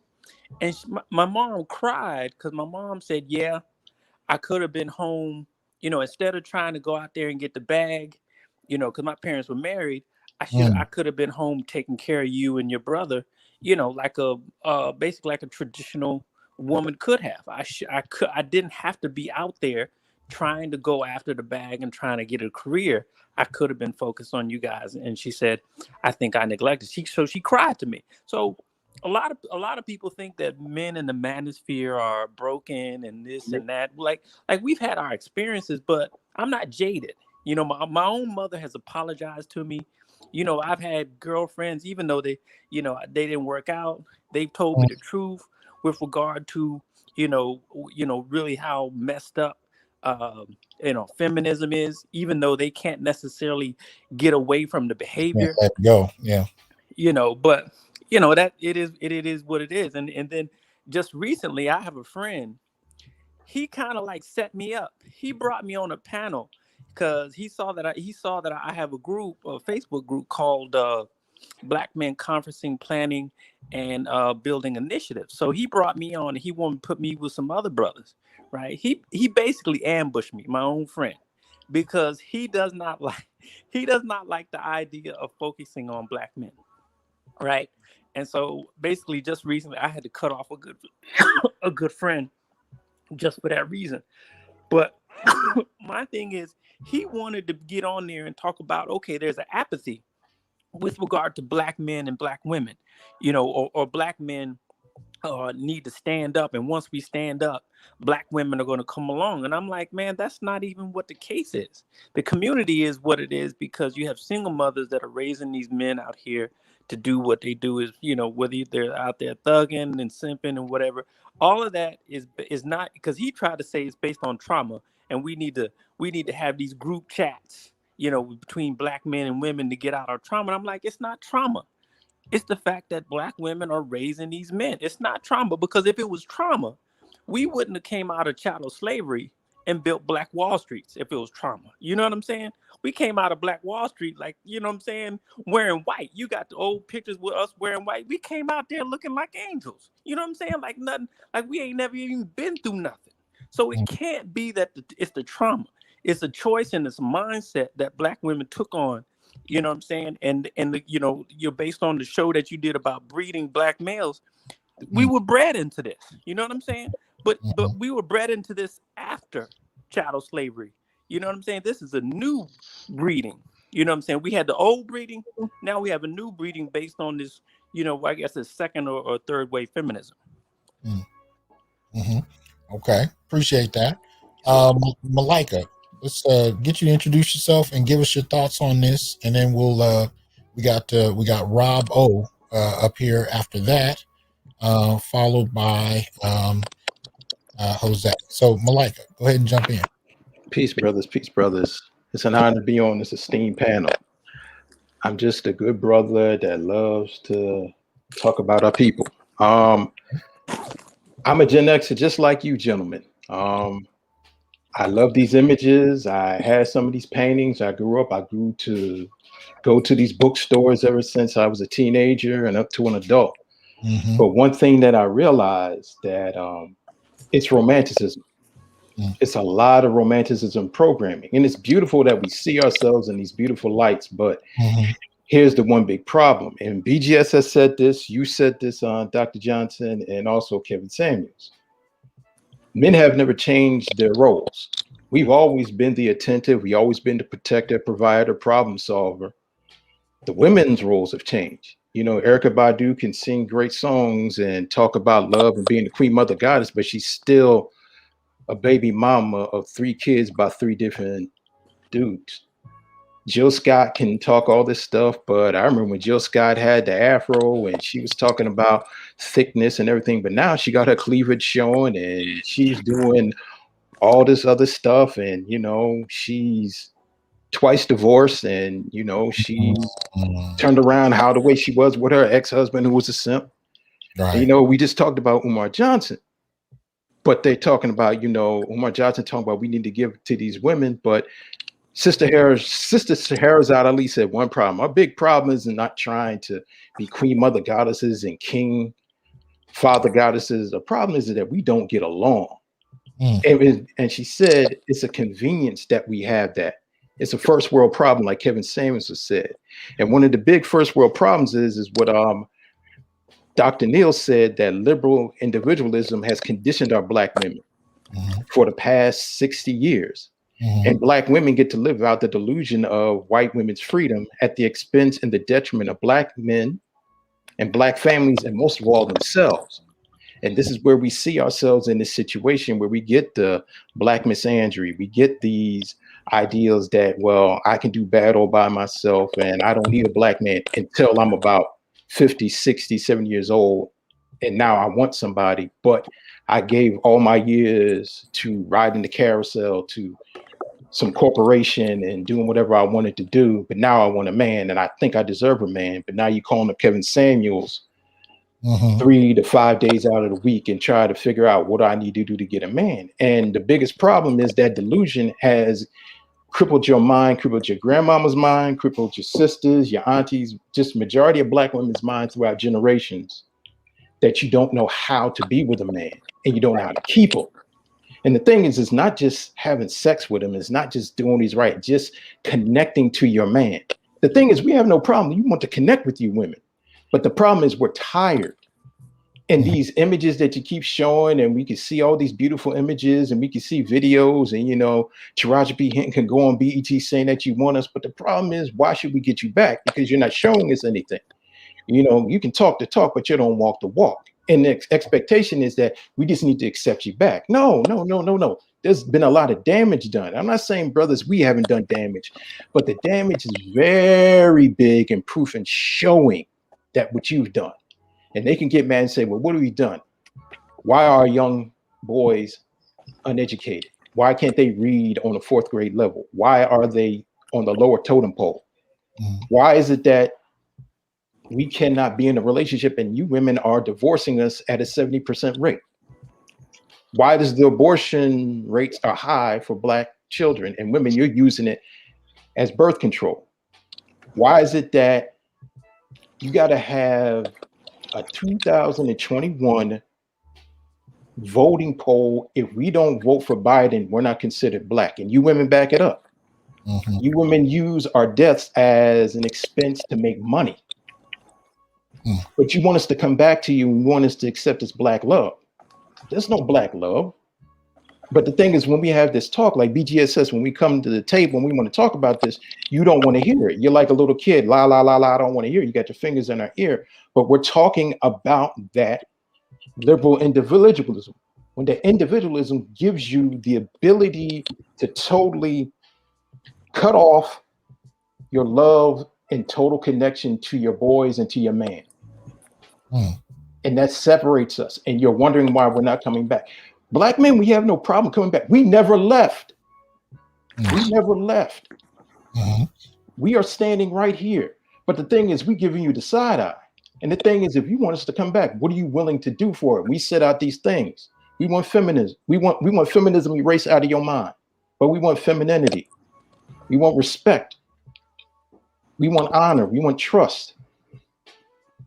We want you to be mothers. We want you to be mothers. If you don't know how to be a mother, learn. We want you to be a wife. We just don't want you to get with us. We don't want you to just get with us for our money. for our death? Do you know what it is? But do these women know what it is to be a mother and a wife? Do you know what it is just to be a Black woman? Do you know what it is just to love and to have peace for a Black man? Sherazade Ali says one thing to have peace, but do you have peace for a Black man? And that's the thing. You got to, in order to understand this true Black love, you got to have really love for a Black man and peace for a Black man. We already have love for you and peace for you, Black women, but you don't have it for us. We never stop having love and peace and honor and respect for you. If we didn't do that, we would never come home to you. We would never want to be fathers to your children that's from another man.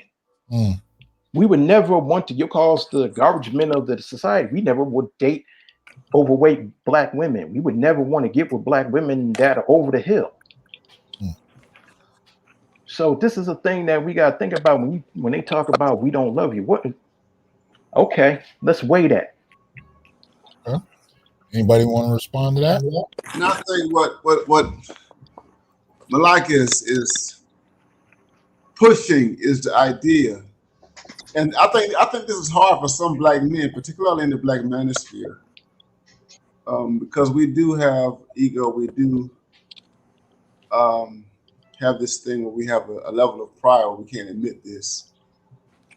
I think there are lots of Black men who really, really, really want to have these relationships, traditional relationships with women. They don't want to be alone. They want companionship. Yeah, they want to be married. If you really push them, and what that means is that the narrative that we have gotten for the past 50 years is wrong. That is the narrative that says that Black men are not interested in carrying the burden of responsibility, morality when it comes down to these relationships. That is that Black men are consistently articulate themselves as being willing to do that they want to do that. They are upholding a traditional contract that Black women simply as a group, not as individuals, but Black women as a group do not respect. They don't respect the contract. They want it their way. They want liberal individualism. They want the ability to opt out whenever they want to. Whereas that's the issue. That's the issue, bro. Whereas black men have a more dutiful, in philosophy, Green Gorilla, deontological. We call it deontology, right? Yeah. Black men have a more dutiful, unconditional orientation when it comes down to marriage, relationships, family, and all of that. That is that we are men, we are masculine despite conditions, despite whether it benefits us or not. Whereas Black women are conditional. They're going to be conditional wives. They're going to have conditional commitments as girlfriends, conditional commitments along the lines as mothers, as long as it does not, in their minds, benefit them. And this is the fundamental problem, that we are committed. And this is we are committed. The narrative is, what I'm saying is that we are more committed to these deep traditional, I would say it's conservative notions of family and manhood and what have you, where we take care of women. Then women are committed to any type of obligatory ethic or morality that involves their relationships with men. We're just more committed. And that's where we are divided. And that's where the rift is. And that's where the crisis is for a lot of Black men. But I think I want to add something though. When we talk about, this liberal individualism, there's a missing component we got to add to this. And that's when we start to talk about a gynocracy.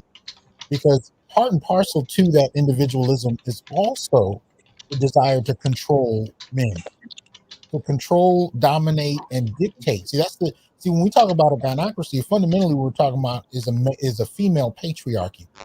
Part of what the problem is at this point is she doesn't just want to be an individual that's able to benefit from policy that puts her in a position, of relative, elitism, if one might use a term like that, or something a bit lower.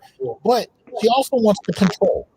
She also wants to dictate. She also wants to tell black men in particular what's to be done. And if he doesn't sufficiently listen, she wants to be able to punish them using the apparatus of the state.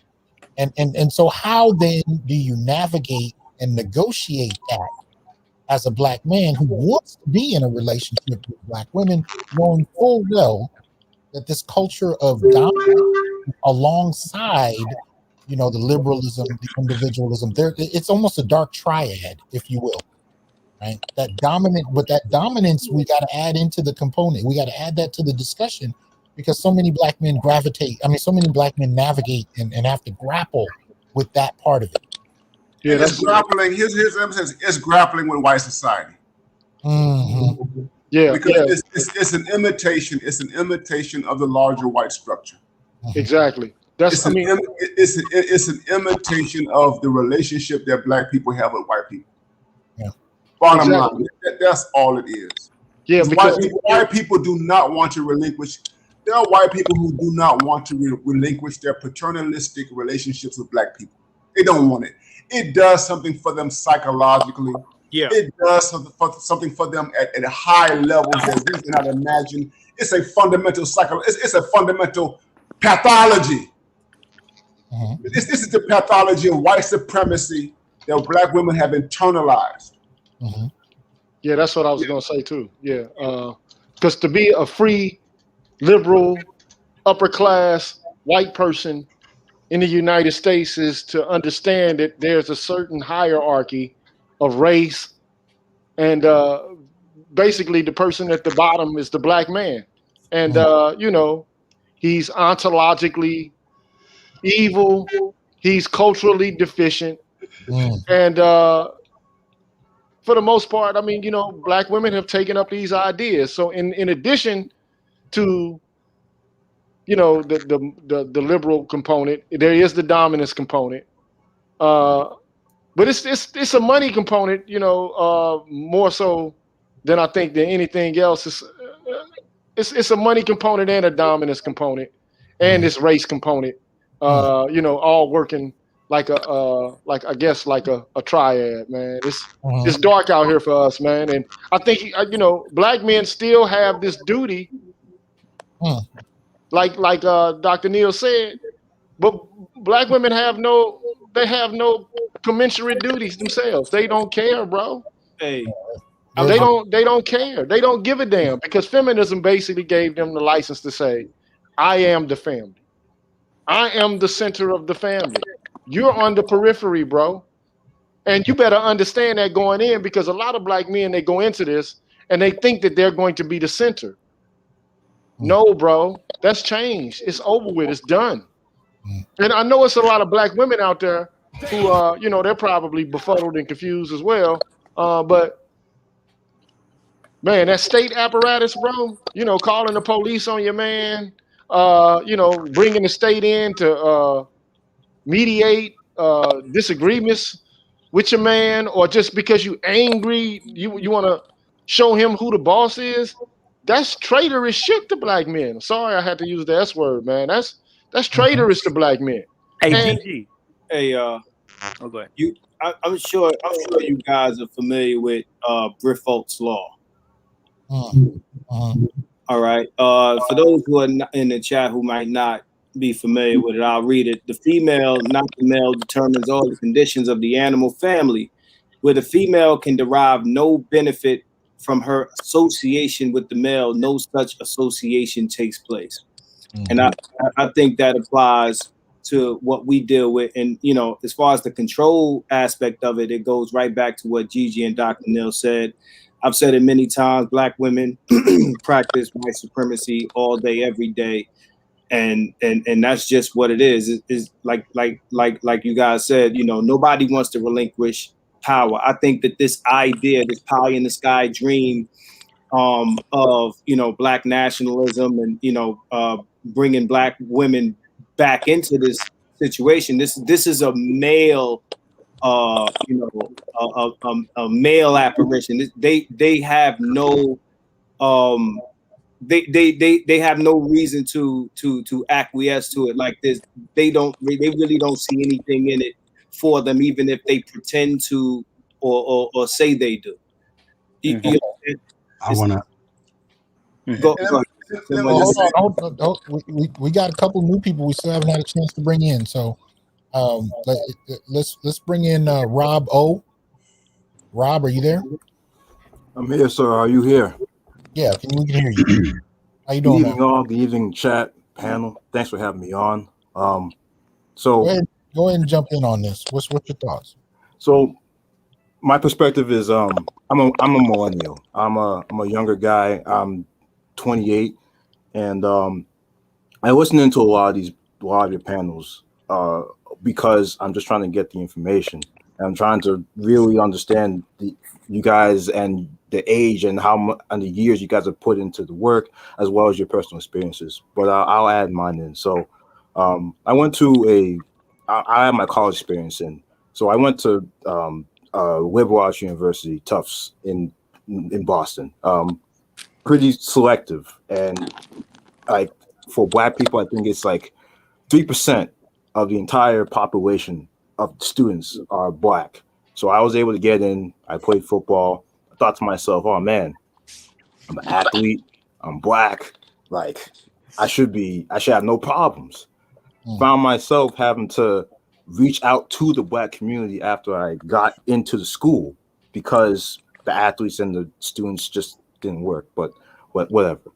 I linked up with some other Black athletes and some other Hispanic athletes, and I formed a house. You know, our campus house where Black people of color, what have you, could link up. And to center on the point of Black romanticism that you guys are talking about, I routinely tried to bring in Black ladies to say, "Hey, this is a safe space. You guys could hang out here. You guys can let your hair down, relax." And in our house, we saw more Hispanic women, Asian women, white women than we did Black women. And I remember one incident where, you know, it was a late night, and a Black woman and a Hispanic woman, they were friends. They came over, and Black woman basically said, "I come over here because you guys always have free alcohol." Okay. And that's that was messed up back then, but it kind of makes sense now because of what I've been listening to with you guys. I'm first generation Nigerian American, and my parents immigrated to the U.S. Grateful to be in the U.S. And I saw a Black love in my family, through ups and downs. Then after college, I started, you know, watching the Hidden College documentaries, Francis Cress Welsing, Amos Wilson, John Henry Clark, the whole nine.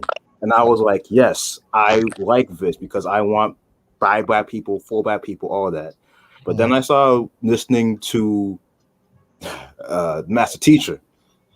So I was figuring out, wait a minute, the things that he's talking about are things that I've seen in my life, where the things that you guys are talking about are things I've seen in my life, where the state has been used against my dad, where my sister or sisters have brought in the white man to the family for no reason. And I say all that to say, at this point in time, with my close guys, with my close friends I've been with in college, it's very hard for me to go find someone that is married to find a Black man that's married to a Black woman.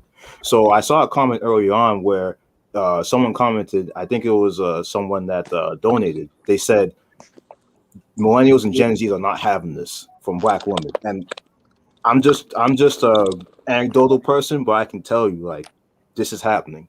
A lot of millennials, a lot of Gen Zs are walking away. I got two of my homies. One homie is dating a white girl.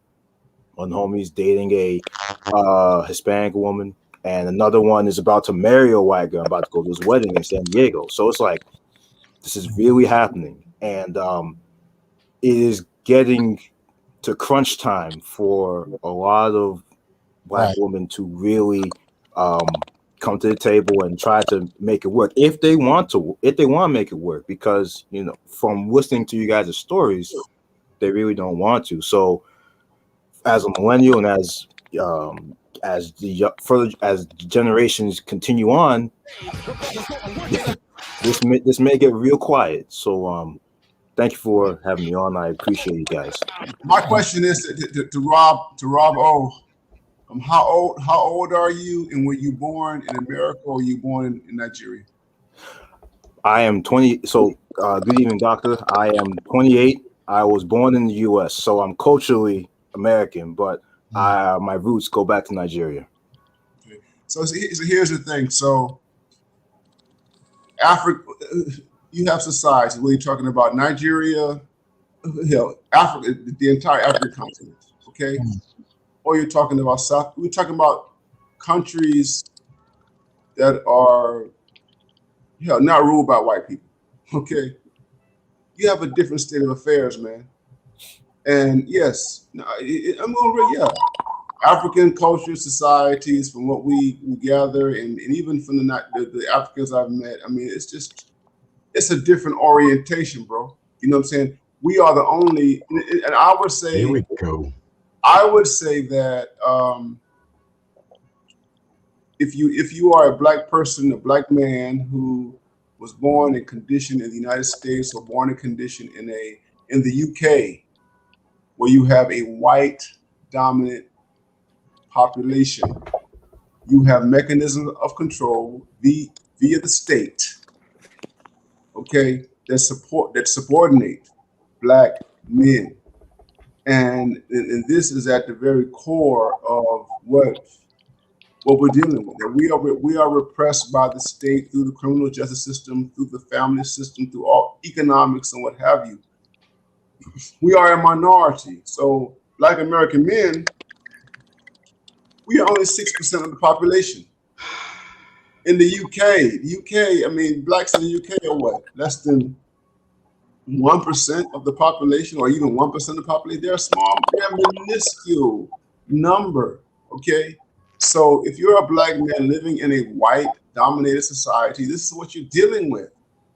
And there's no way around that, because the power differentials between white men and Black men, Black men are just that deep. And so Black women benefit. They benefit from this subordination that is political, in terms of laws and policies and the like, and economics and economic. All right. And so what we're seeing now with the younger generation is that the younger generation are coming into a milieu where they're indifferent. They're basically indifferent to the cultural social condition. That's why I said the Gen Zs are very interesting to watch.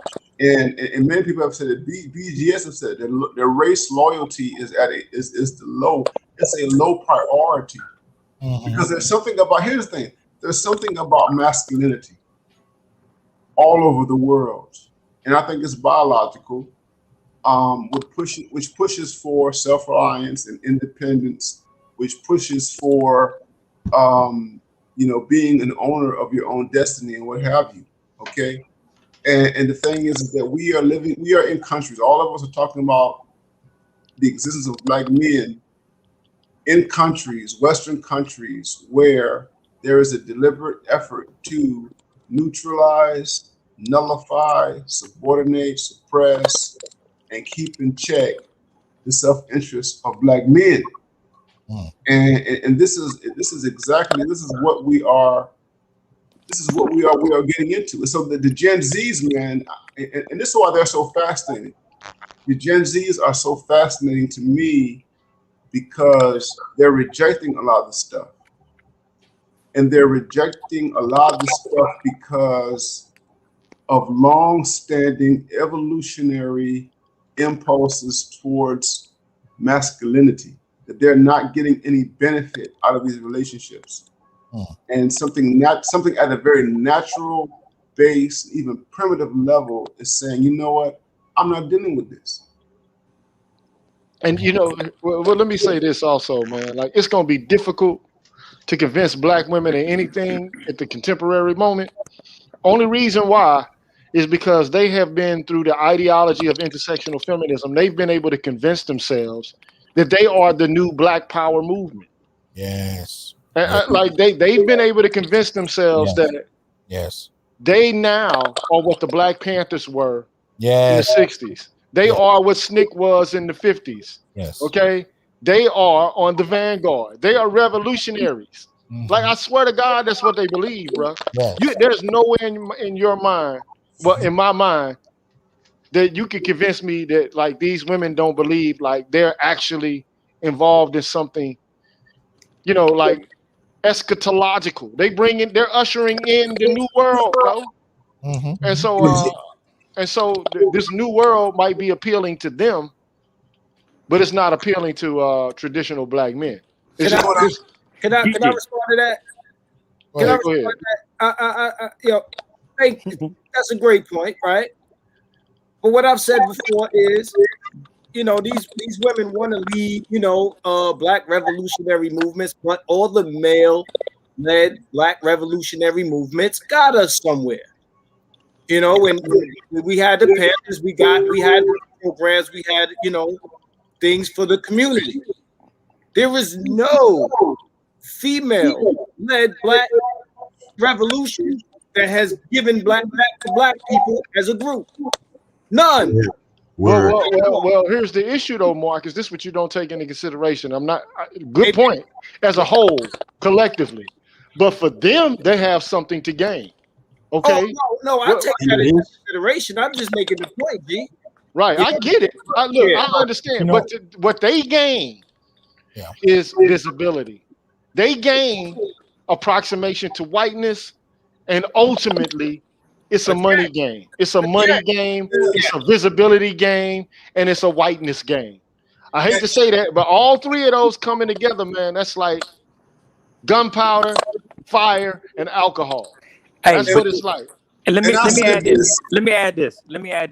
The thing that you're saying about this, them being the new Black Panthers of a sort, is they're coming at it from a because see, I'm a homeschooled psychologist, right?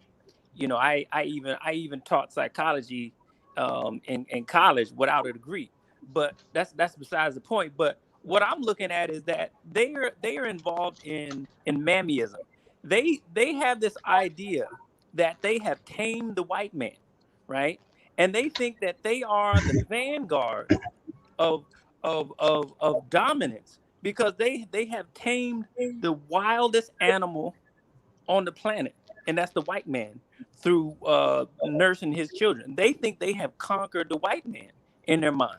That's why they even in their dating habits, they have this idea that they can tame any kind of wild thug out on the street because they say, man, if I tame the white man, I can do it all. So that they have in their minds, through sex, they can control and they can dominate the whole universe. That's why these same individuals, you see them out here in conjunction with their protests, their Black protests. They're also trying to get prostitution legalized or whatever. And it's I don't have a feeling about that, but I understand the psychology behind it is that they feel that their sexuality is the most potent and most dominant power in the universe. And they say that, I have conquered the white man. Nobody can say anything to me. That's the somatic narcissist in them. Hold on, Jose. We're coming to you next. Now, there's some echo coming from somebody's mic. I'm not sure who it is. But I wanted to add something real quick before we bring Jose into the conversation to something Marcus just said. The other piece that's missing is when we talk about these past nationalist movements led by Black men, or even some of the more recent protests going back to 2015, who died in these efforts? Like, even if you take it to Ferguson, Black men died. Appreciate that support. Yep. Black men died. Whether you take whether we go from the 60s to now, are you really seeing that in these protest movements led by Black women? No, and so what's happened is that what Gigi is saying is that what they regard as revolutionary politics is really not revolutionary politics. Right. They're committed to diversity and inclusion. They think that screaming and hollering at white people and begging white people for incorporation, Stacey Abrams, begging white people for incorporation is somehow some type of radical politics. Okay. And so like intersectionality, there's nothing radical about intersectionality. Intersectionality is about being incorporated into the mainstream of white capitalism. That's all it's about. There's nothing revolutionary. There's nothing revolutionary about Stacey Abrams. Stacey Abrams is anti-revolutionary. These women are anti-revolution. They think that positioning themselves as feminists, as the way in which white radical feminists have tried to incorporate, well, not tried to, but have incorporated themselves into the American mainstream. They think that is revolutionary. The thing is that they are not antithetical to the American system. They're not trying to subvert the American system. They're not trying to overthrow it or replace it with another system. They're not trying to destroy the Constitution. What's revolutionary is destroying the United States Constitution. That's revolutionary. Saying that the American Constitution is flawed and it needs to be, we need a new Constitution. That's some revolutionary politics right there. To say that every aspect of the Declaration, the Bill of Rights, all that stuff does not benefit anyone except white people. That's revolutionary. That is what we got with the Black Vanguard. And that's what got those men sent to jail. That's what got them put in prison, because they questioned the very logic of the United States, the very foundations of the United States. And Black women, their politics does not do that. And they pretend that it does not. There's nothing revolutionary about the politics of a middle to upper class Black woman. These women who are in Congress, these women who are running for governors and Senate seats and all that kind of stuff, they have conceded to the merits of white exceptionalism, and they want white exceptionalism to work for them. And that's the fundamental thing. And so this politics that they have, it is faux revolutionaryism. It is anti-revolutionary. Well, it is not about sacrifice. It is not about overthrowing. So Neil, hold on. Actually, I do think it's about Black female political advancement being masqueraded as revolutionary activism. But I do want to bring in Jose into this discussion. I don't know how it's Bronze or Bronze. How do you say your name, Jose? Uh-oh. Jose, are you there? Sorry, my mic was muted. My country of birth was colonized by the Portuguese, like several other African countries. So it's José Bronze. Oh, my bad. All right. But please call me Jay, because in the Netherlands, Jose is a female name. Oh, okay. Well, so call me Jay. But anyway, I agree with all of us in the panel, but I maybe I can word it differently. Okay. So there's a natural law, and that natural law is woman cater to the actual man in power. And who do Black women have to cater to? We don't have a seat on the world stage of power, not spiritually, not economically, not politically, military, none of the above. So we should be focusing on that position, on a seat of the world stage of power in any of the seats of power, but mainly economic. And military is also important to protect it, and military will also.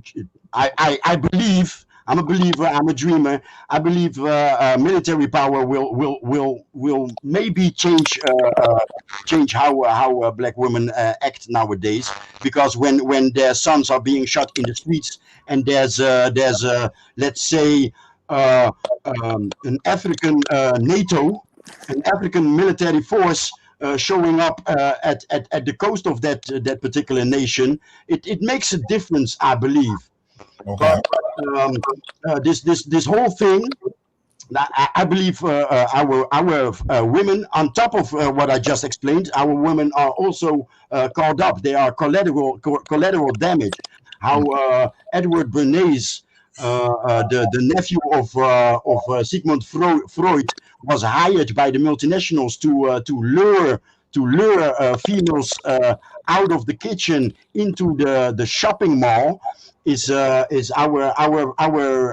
females are collateral in that story, because any image that is portrayed as what we want, our females are not in there. The beauty standards, anything. It was aimed at luring the other half of the independent buyer.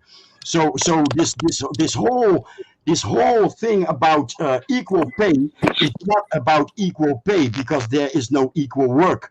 The equal pay is buying power, consumer power. So this it's a plan, and again, we are collateral in it. The United States is white power structure. I believe the United States is a collective colony of old money. So old money from Europe. A good example is the combustion engine. Old money of Europe financed the success of the combustion engine in the Americas, and the cities grew together with these combustion engines on wheels. And the First and Second World War, there's more details to it, but I need to finish this little story to get where I'm going to. Well, be brief, because we're going to close down soon. So go ahead and be brief. Yes, I'm trying to be brief. This old white power structure, this old white money, transferred that success of the combustion engine on wheels to Europe. With the First and Second World War. The first was trench wars, where the heavy industry was installed later, and the Second World War, and in between the Second World War, the highways in Europe were laid down by Hitler, and then the Second World War, where the inner cities were made free for this combustion engine. So why do I give this example? To clarify how I see the United States. So the United States is a colony of mercenaries, working force, and mannequins. Because what's happening in the United States is transferred worldwide via propaganda. The United States is used to sell the American dream, and the American dream is consumerism. So via children and women, I have a little background in marketing. So children and women are influenceable, and men not. So it's kind of logic that Babylon or this American dream is more seductive to women and children. Outside of the United States, when you're young, everybody looks up to America. Everybody glorifies America. I wanted to be a F-16 or F-15 fighter pilot, to give an example. Another. To finish it off, I wanna make another comparison with us second and third generation African immigrants and African Americans, because this is, in the meantime, this is not an African American problem. There's one thing that I use to my people here in the Netherlands, and I say our first generation was 80% till death do us part. The second generation was 40% till death do us part. And the third generation immigrant, you buy them a breezer in the club and you're fucking. Jose, where in terms of your genealogy, What is your family culture of origin? I'm very curious about that. That's my country. My country is comparable with the diaspora. My country is the Cape Verde Islands, and we don't know what tribe we belong to. We were gathered from all types of tribes on the island before making the transatlantic crossover. And you're talking about Portuguese colonization, correct? And slavery, correct? Portuguese colonization and slavery, yes. Got you. So I mean, that everything that Jose is saying is accurate. And he's talking about the impact of these Western European nations and what have you on the entire world, and the extent to which they have been successful in colonizing the minds of Black people. And so, I mean, the reality is that we have not successfully decolonized Black people. We have not. The whole force of decolonization from the 1950s to the present has not been a successful project. May I underline that? Well, be brief, because I'm about to take you down, and I'm going to let everybody give their closing thoughts. So go ahead, Jay. Give us your okay. So we fought the Portuguese. Portuguese was also an empire, and in the colonial war, we brought them to their knees, and they never got back up again. And we have our hero too, and that's Amilcar Cabral, and he thought of everything. But us, the population, we got seduced by the West, because the Amilcar Cabral prepared us for the intellectual decolonization that would follow after the war, the physical war. And he was killed before we were freed. And so our media and our school are a disgrace. Mm-hmm. It's shameful how Eurocentric it is, and that's what I wanted to add. Hey man, hold on, Dr. Neal, before you jump in. I appreciate you coming up, Jay. My apologies for butchering your name. I live in California, so the first thing I think of is Mexican students. It's Jose. Yeah, it's fine. It's I appreciate Thank you, man. Thank you for having me. Thank you for your contribution. Dr. Neal, go ahead and give us your thoughts on that, and then your closing thoughts, and then we'll go. No. What I'm saying is everything that Jose laid out is correct. I mean, it is accurate, and that is exactly what we are dealing with. We're dealing with the reality of the legacy of not just slavery, but colonization, man. Mm-hmm. And in America, we don't talk about this. If you guys have not seen, I don't know if you have access to HBO, Raoul Peck, the Haitian filmmaker. There's a documentary series on HBO called Exterminate the Brutes. And Raoul Peck, in that documentary, it's a 4-part documentary. He deals with a lot of this history and what have you. And this is a history that we simply have not escaped. The problem that we have, particularly in the United States, is that we have not dealt with the psychological damage that has been done over the centuries to Black people and Black women. Here's the thing. So, women who are dominated, women, this is a history of conquest. And I've talked about this with Gigi on his page and what have you, and other places. I'm going to talk about this on my own platform. We've dealt with a history of domination. Mm-hmm. In the history of domination, what is clear is that the people who are the most violent targets of domination are men. Women are colonized. Women are turned into slaves. Women are turned into domestic servants. Women, it's almost like the sexual violence. So what happened is that the women conform to the dominating class. They surrender, they give into it. It happened here in the United States. It happened in New Orleans. It happened, even beyond that, in that they internalize and accept the logic of the empire. And that acceptance means that they accept the inferiority, the subordination, the domination of their men who look exactly like them. In order for them to climb, in order for them to have a good life, in order for them to have comfort and security, to feel safe, they will readily identify with the dominating group. And that's what we're dealing with. That's what we have been dealing with. Yeah. Well, I raised, one of the questions I'm posing is the more powerful, we find ourselves, like if we were able to put ourselves in certain positions, be they electoral, be they based on income or whatever, does that really change the dynamic? It's something Adam Williams actually said in the comment section, even though he was talking about income. But I think it's the same fundamental question. If you're making six figures, does it really change the dynamic? In essence, in essence, what he's asking is if your status or power level increases, does it change the dynamic? And let me say this, and I know I've been talking a lot, but I just have to get this on my chest. So, I appreciate what Kevin is doing, right? On this platform, what have you. It does not matter. I'm going to say this.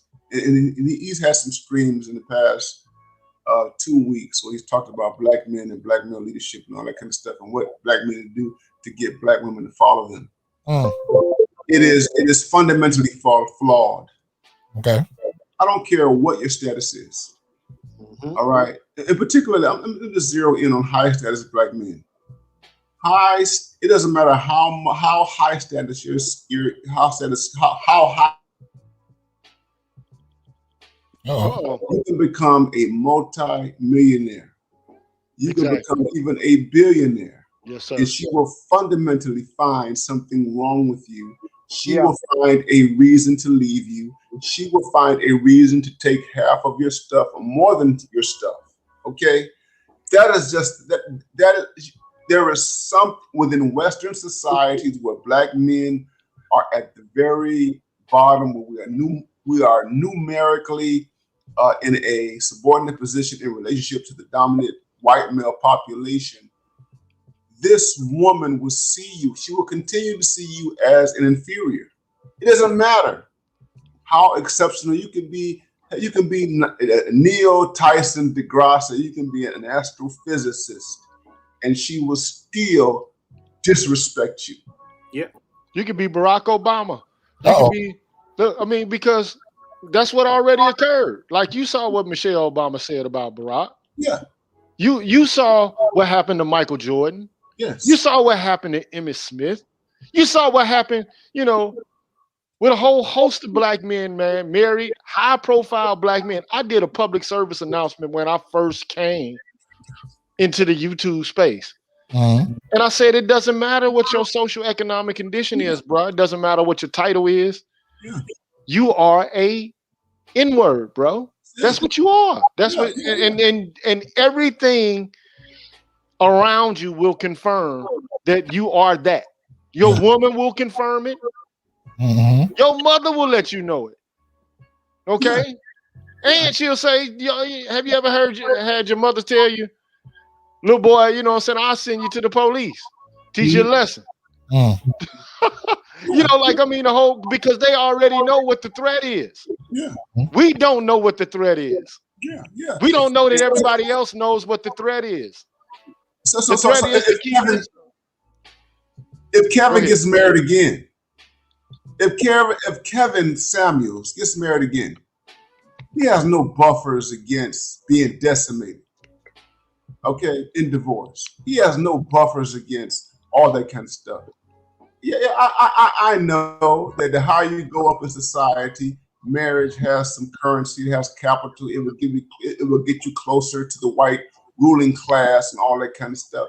But if Jeff Bezos and Bill Gates are not immune to divorce, what makes you think a black man? What makes you think a black man is going to be immune to divorce and devastation? It's not that high value shit, and I appreciate him. I appreciate what he's doing, but a lot of that shit is bullshit. Okay? Yeah. It's bullshit, utter bullshit. And I'm saying it's utter bullshit. Yeah, there's always more boxes to check. No matter how many boxes, me and Ian was talking about this, no matter how many boxes you check off, they'll add more. again, it's like white supremacy. Well, if you dress like this, we'll accept you. Oh, if you talk like this, oh, if you get this degree, oh, if you do this, you do that, then we'll accept you. And that's what black women are doing. If you do this, we'll respect you. Oh, if you do this and you do this, we'll respect you. And this, and it's all bullshit. So we need it, and we got to put it into context, because this really, we began hearing this in the 1980s, right? And it got centered around this generic notion of six figures.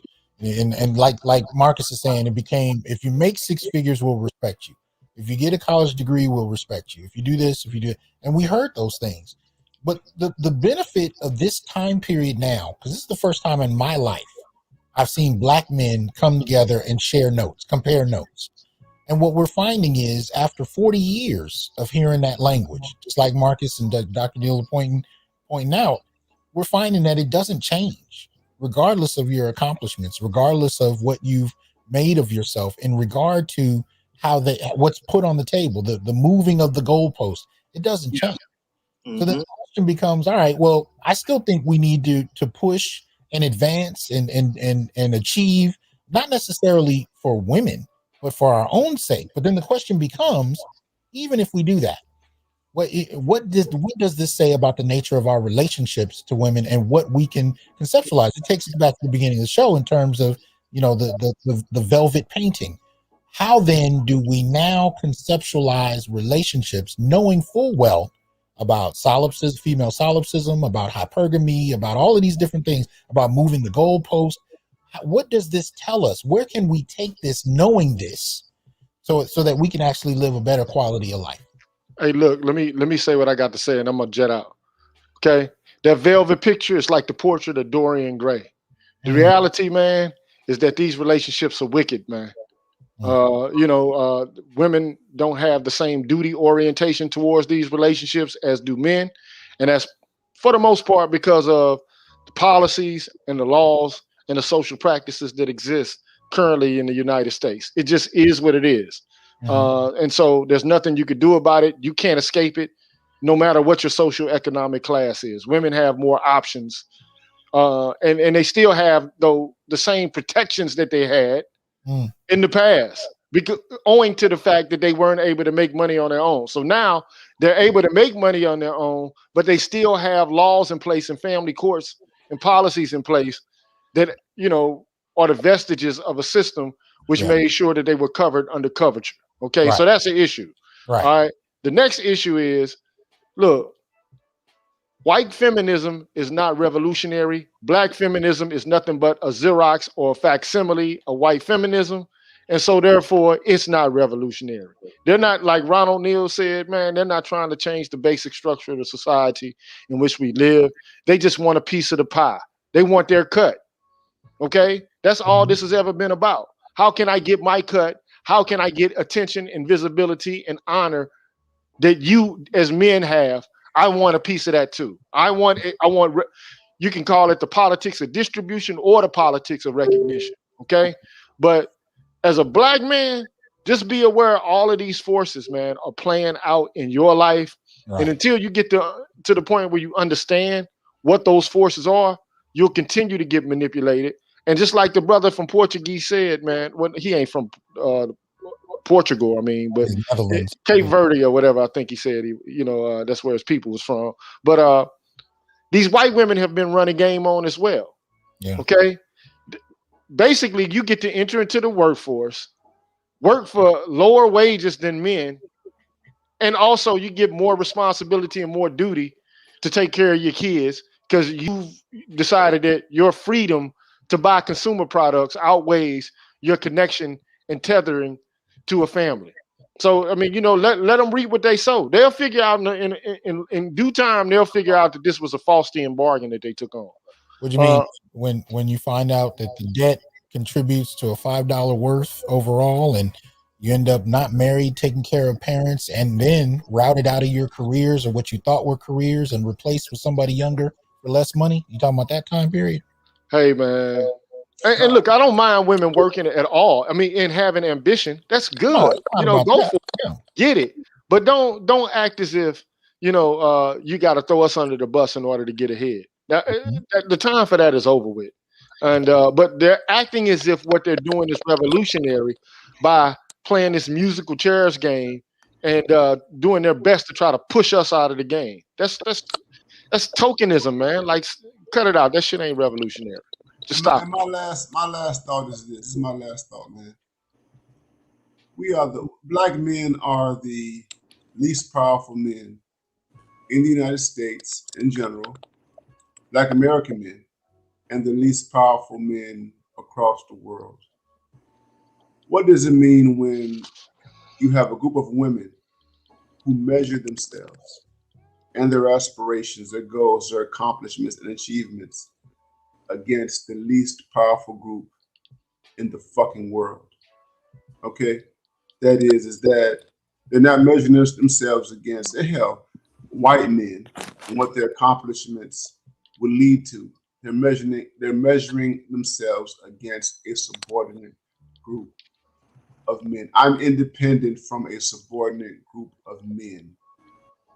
If that does not say anything about the tragic nature of their perspectives, I don't know what does. And their consequences that they're living out right now. I said this last week on one of my platforms, is that you have women. I'm 47. A lot of us here, we're in our 40s. I'm 47. I'll be 48 in September, man. And you have the women who are in this group who are post 40, who are single, who have no children and what have you, and they're living lives of depravity. Okay, in terms of the choices that they have made, they don't have anything comparable to what white middle and upper class women have. Okay, and if the truth be told, you have a class of women who are not even going to be saved by other Black women. Women in their 50s, women in their 60s, who are by themselves, who are marginal, and at the end of their lives, there's no guarantee that not even their sisters are going to be with them in their final days. That's what we're dealing with. Absolutely. Absolutely. I appreciate it. I don't know if both of y'all got to run, but I do appreciate y'all both coming in. Brother Gigi, y'all check out G with the PhD. Make sure you go to the Green Gorilla channel, support him. Also support Dr. Ronald Neal. I'm going to come to Ian for a brief closing thought statement, and then we're going to come to Marcus. Ian. Okay. Yes. Yes. Hey, as always, I love you, brothers. You know, it's good to get together and hear the wisdom from you guys. My last points just really kind of reiterates a lot of what you guys have said, but you know, I don't know if you guys have read Incidents of the Life of a Slave Girl by Harriet Jacobs. Well, she said she didn't know she was a slave until the white man wanted to fuck her. You know what I'm saying? So Black women have a whole nother orientation as to what life is. You know what I'm saying? She didn't know she was a slave until the white man tried to force himself on her. Okay, so you know, and then I go to a book called what's the name of it? Anyways, okay. There's a book that says that the Arabs took over northern Africa because of the matrilineal culture. The Arabs were able to marry the females and basically take power over those African countries that before you know were more military dominant. So I'm saying all that to say, you know, then you get to Ohio rep Joyce Betty. She was arrested. You know, I think you posted this, Dr. Hasan. She was arrested, you know, at a voting rights demonstration. But what she said was, "I stand in solidarity with Black women and allies across the country in defense of our constitutional right to vote." So that's as far as they go. They're not thinking about us whatsoever. You know what I'm saying? And that's just a reality that we're going to have to live with. They are not thinking of our survival and our freedom whatsoever. Get it through your mind. And I'm just going to read this, and then what I said to that, and I'll be done. Can we throw away the whole feminist gynocentric Black community that nearsightedly expects rotational a la carte choices of non-transformative rights based on hopes white people remember Black women nurse their babies, to where we feel they're obliged to give Big Mama deferential choice and or believe, on the other hand, like the modern Black women who watch Scandal, that think we can just pay as we go with regard to rights based on a narcissistic belief and a sexual influence like Kamala or Omarosa has, to get a piecemeal handout that has slowed the progress and growth of the Black community for decades. All right. All right. Thank you, brother. Appreciate your contribution tonight. Right? Yes. Yes, all right. All right. I'm going to take you down, man. But thanks, man. All right. Peace, guys. Big. Always good to hear from Ian. Marcus, why don't you go ahead and give us your closing thoughts, bro? All right. You know, I've been saying this for some time. So for some time, society is a man-made thing. You know, women only subscribe to society when they can derive benefits from it. It's a man-made thing. Women are more beholden to their biology and their nature. Okay. You know, they will deal with us if there's a benefit. They say it all the time. These women are like, well, I don't need a man. I can get my own bag, which would imply to me that the bag was the prize in the first place. Okay. Right. So that's just one anecdote, one example of, you know, men just being a means to an end, as opposed to, you know, this idea that we have of us building, we're together, this and that. You know, if we talk about partnerships, because, you know, they throw out this false feminism, but if we talk about partnerships and you pay half the bills and I pay half the bills and we both wash dishes and this, that, and the third, you know, then you're a roommate. But you know, it's like, you know, when it's this shared utopia thing, they reject that. What they want is what they perceive white women to have from white men. And again, you know, they look at us like the guys have been saying, you know, as the, you know, the bottom you know, male figure in this culture, in this society. So there's nothing to get from us other than, you know, them fetishizing us the way that other groups of women fetishize us. They fetishize us in the same manner that white women and Asian women and everybody else does, you know. So when they say that they're, you know, they love Black men, what they really mean is, you know, they love Black dick, you know, pardon my French. And, you know, that comes from the same group that we talk about, they deal with all the time. You know what I'm saying? They don't have any investment, as far as I'm concerned, in this idea of you know, Black community, Black, you know, nationalist agenda, anything like that. I remember when the NFAC was doing what they were doing, I was seeing Black women make fun of that. They, you know, yeah, they made fun of, you know, the new Black Panthers and any Black male uprising movement or anything that comes about. They look at it like, oh, look at these guys, aren't they cute? You understand? But this is the thing that they tell us we need to do. You know, we've seen, you know, Black mothers beat up their kids for, you know, going out against the police. I'm talking about the Freddie Gray thing, you know, where the woman beats her kid on television for, you know, protesting or whatever the case may be.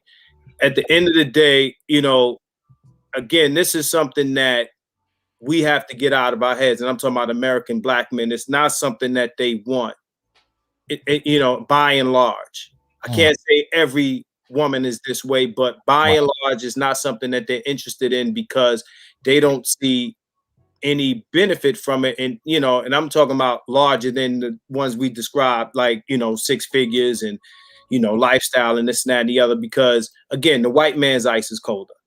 Period. All right, man. Well, much appreciated, man. I'm glad you came through, and appreciate you dropping it. Most make sure you guys support Keep It 100's channel. Go over there and check out what he's doing, and extend that to him. All right, I'm gonna take you down, man. But thanks a lot, man. Most appreciate it anytime. All right, man. Peace. All right, y'all. So appreciate y'all coming through tonight. There was a lot discussed. We went all over the world, in fact, in many ways. But I think the crux of my initial question, at least in terms of how I would answer it, and this is not to exclude anything that was discussed tonight. I want you to take out of it what you can, what appeals to you, what sticks to your spirit. But the least I would say is what Dr. Neal actually pointed out at a certain point. I think we all agreed with, which is basically never exclude your life experience in this. And so when you start conceptualizing relationship, especially if you come out of that nationalist context, at the end of the day, do not let, and this really goes even beyond the velvet painting, don't let any idea that you have supersede the reality that you're experiencing, that you're witnessing, and especially that you're studying. If you're studying the statistics on divorce, if you're studying the statistics on child support, family courts influence, if you're studying these statistics alongside looking around you, alongside paying attention to the very relationships in your family and the ones you're dealing with yourself, do not let the things that you're imagining, do not let these ideas that we get in popular media, don't let them supersede the reality that you are aware of and experiencing. And I say that particularly coming out of Gen X, because we grew up with the love songs and the TV rom-com movies. And I mean, we went through all of that mess. And it's one of the reasons there's such a huge generational difference in some of the responses to this. But at the end of the day, as a Gen Xer, I am merely saying to those of you out there, be careful of this, particularly Black men, of course. Be careful of these images and ideas that we've learned to internalize, that we've been given, especially, in female-dominated family structures. Be very aware of how different your life experience is, your quality of life, particularly as a Black male, and experience and be aware of how you have to navigate the world differently. So upon making these decisions, whether it be about relationships, marriage, or anything else, make sure you measure it against what's really going on. Otherwise, you might find yourself in a situation that may take you about a good 18 years to pay your way out of, if not much worse. That said, appreciate y'all coming in tonight. Y'all take it easy. Peace. I am here to tell you, brothers, we are not criminals by birth, perennial rapists, incapable intellects, man-children, sperm donors, child support wellsprings, success objects, walking phalluses, ATM machines, lottery tickets, unintelligent henchmen, valueless assassins, pro bono mercenaries, unpaid bodyguards, interchangeable stepfathers, child discipline proxies, unpaid repairmen, workhorses, emotional tampons, or any other socially accepted dehumanizing stereotype. We are thinkers, inventors, innovators, leaders, fathers, and men. Embrace your humanity, know your worth, and extend your time, attention, and resources only to those who genuinely respect you. And remember, your worth is not defined by meeting other people's narcissistic and selfish and unrealistic needs. You define your worth. Peace.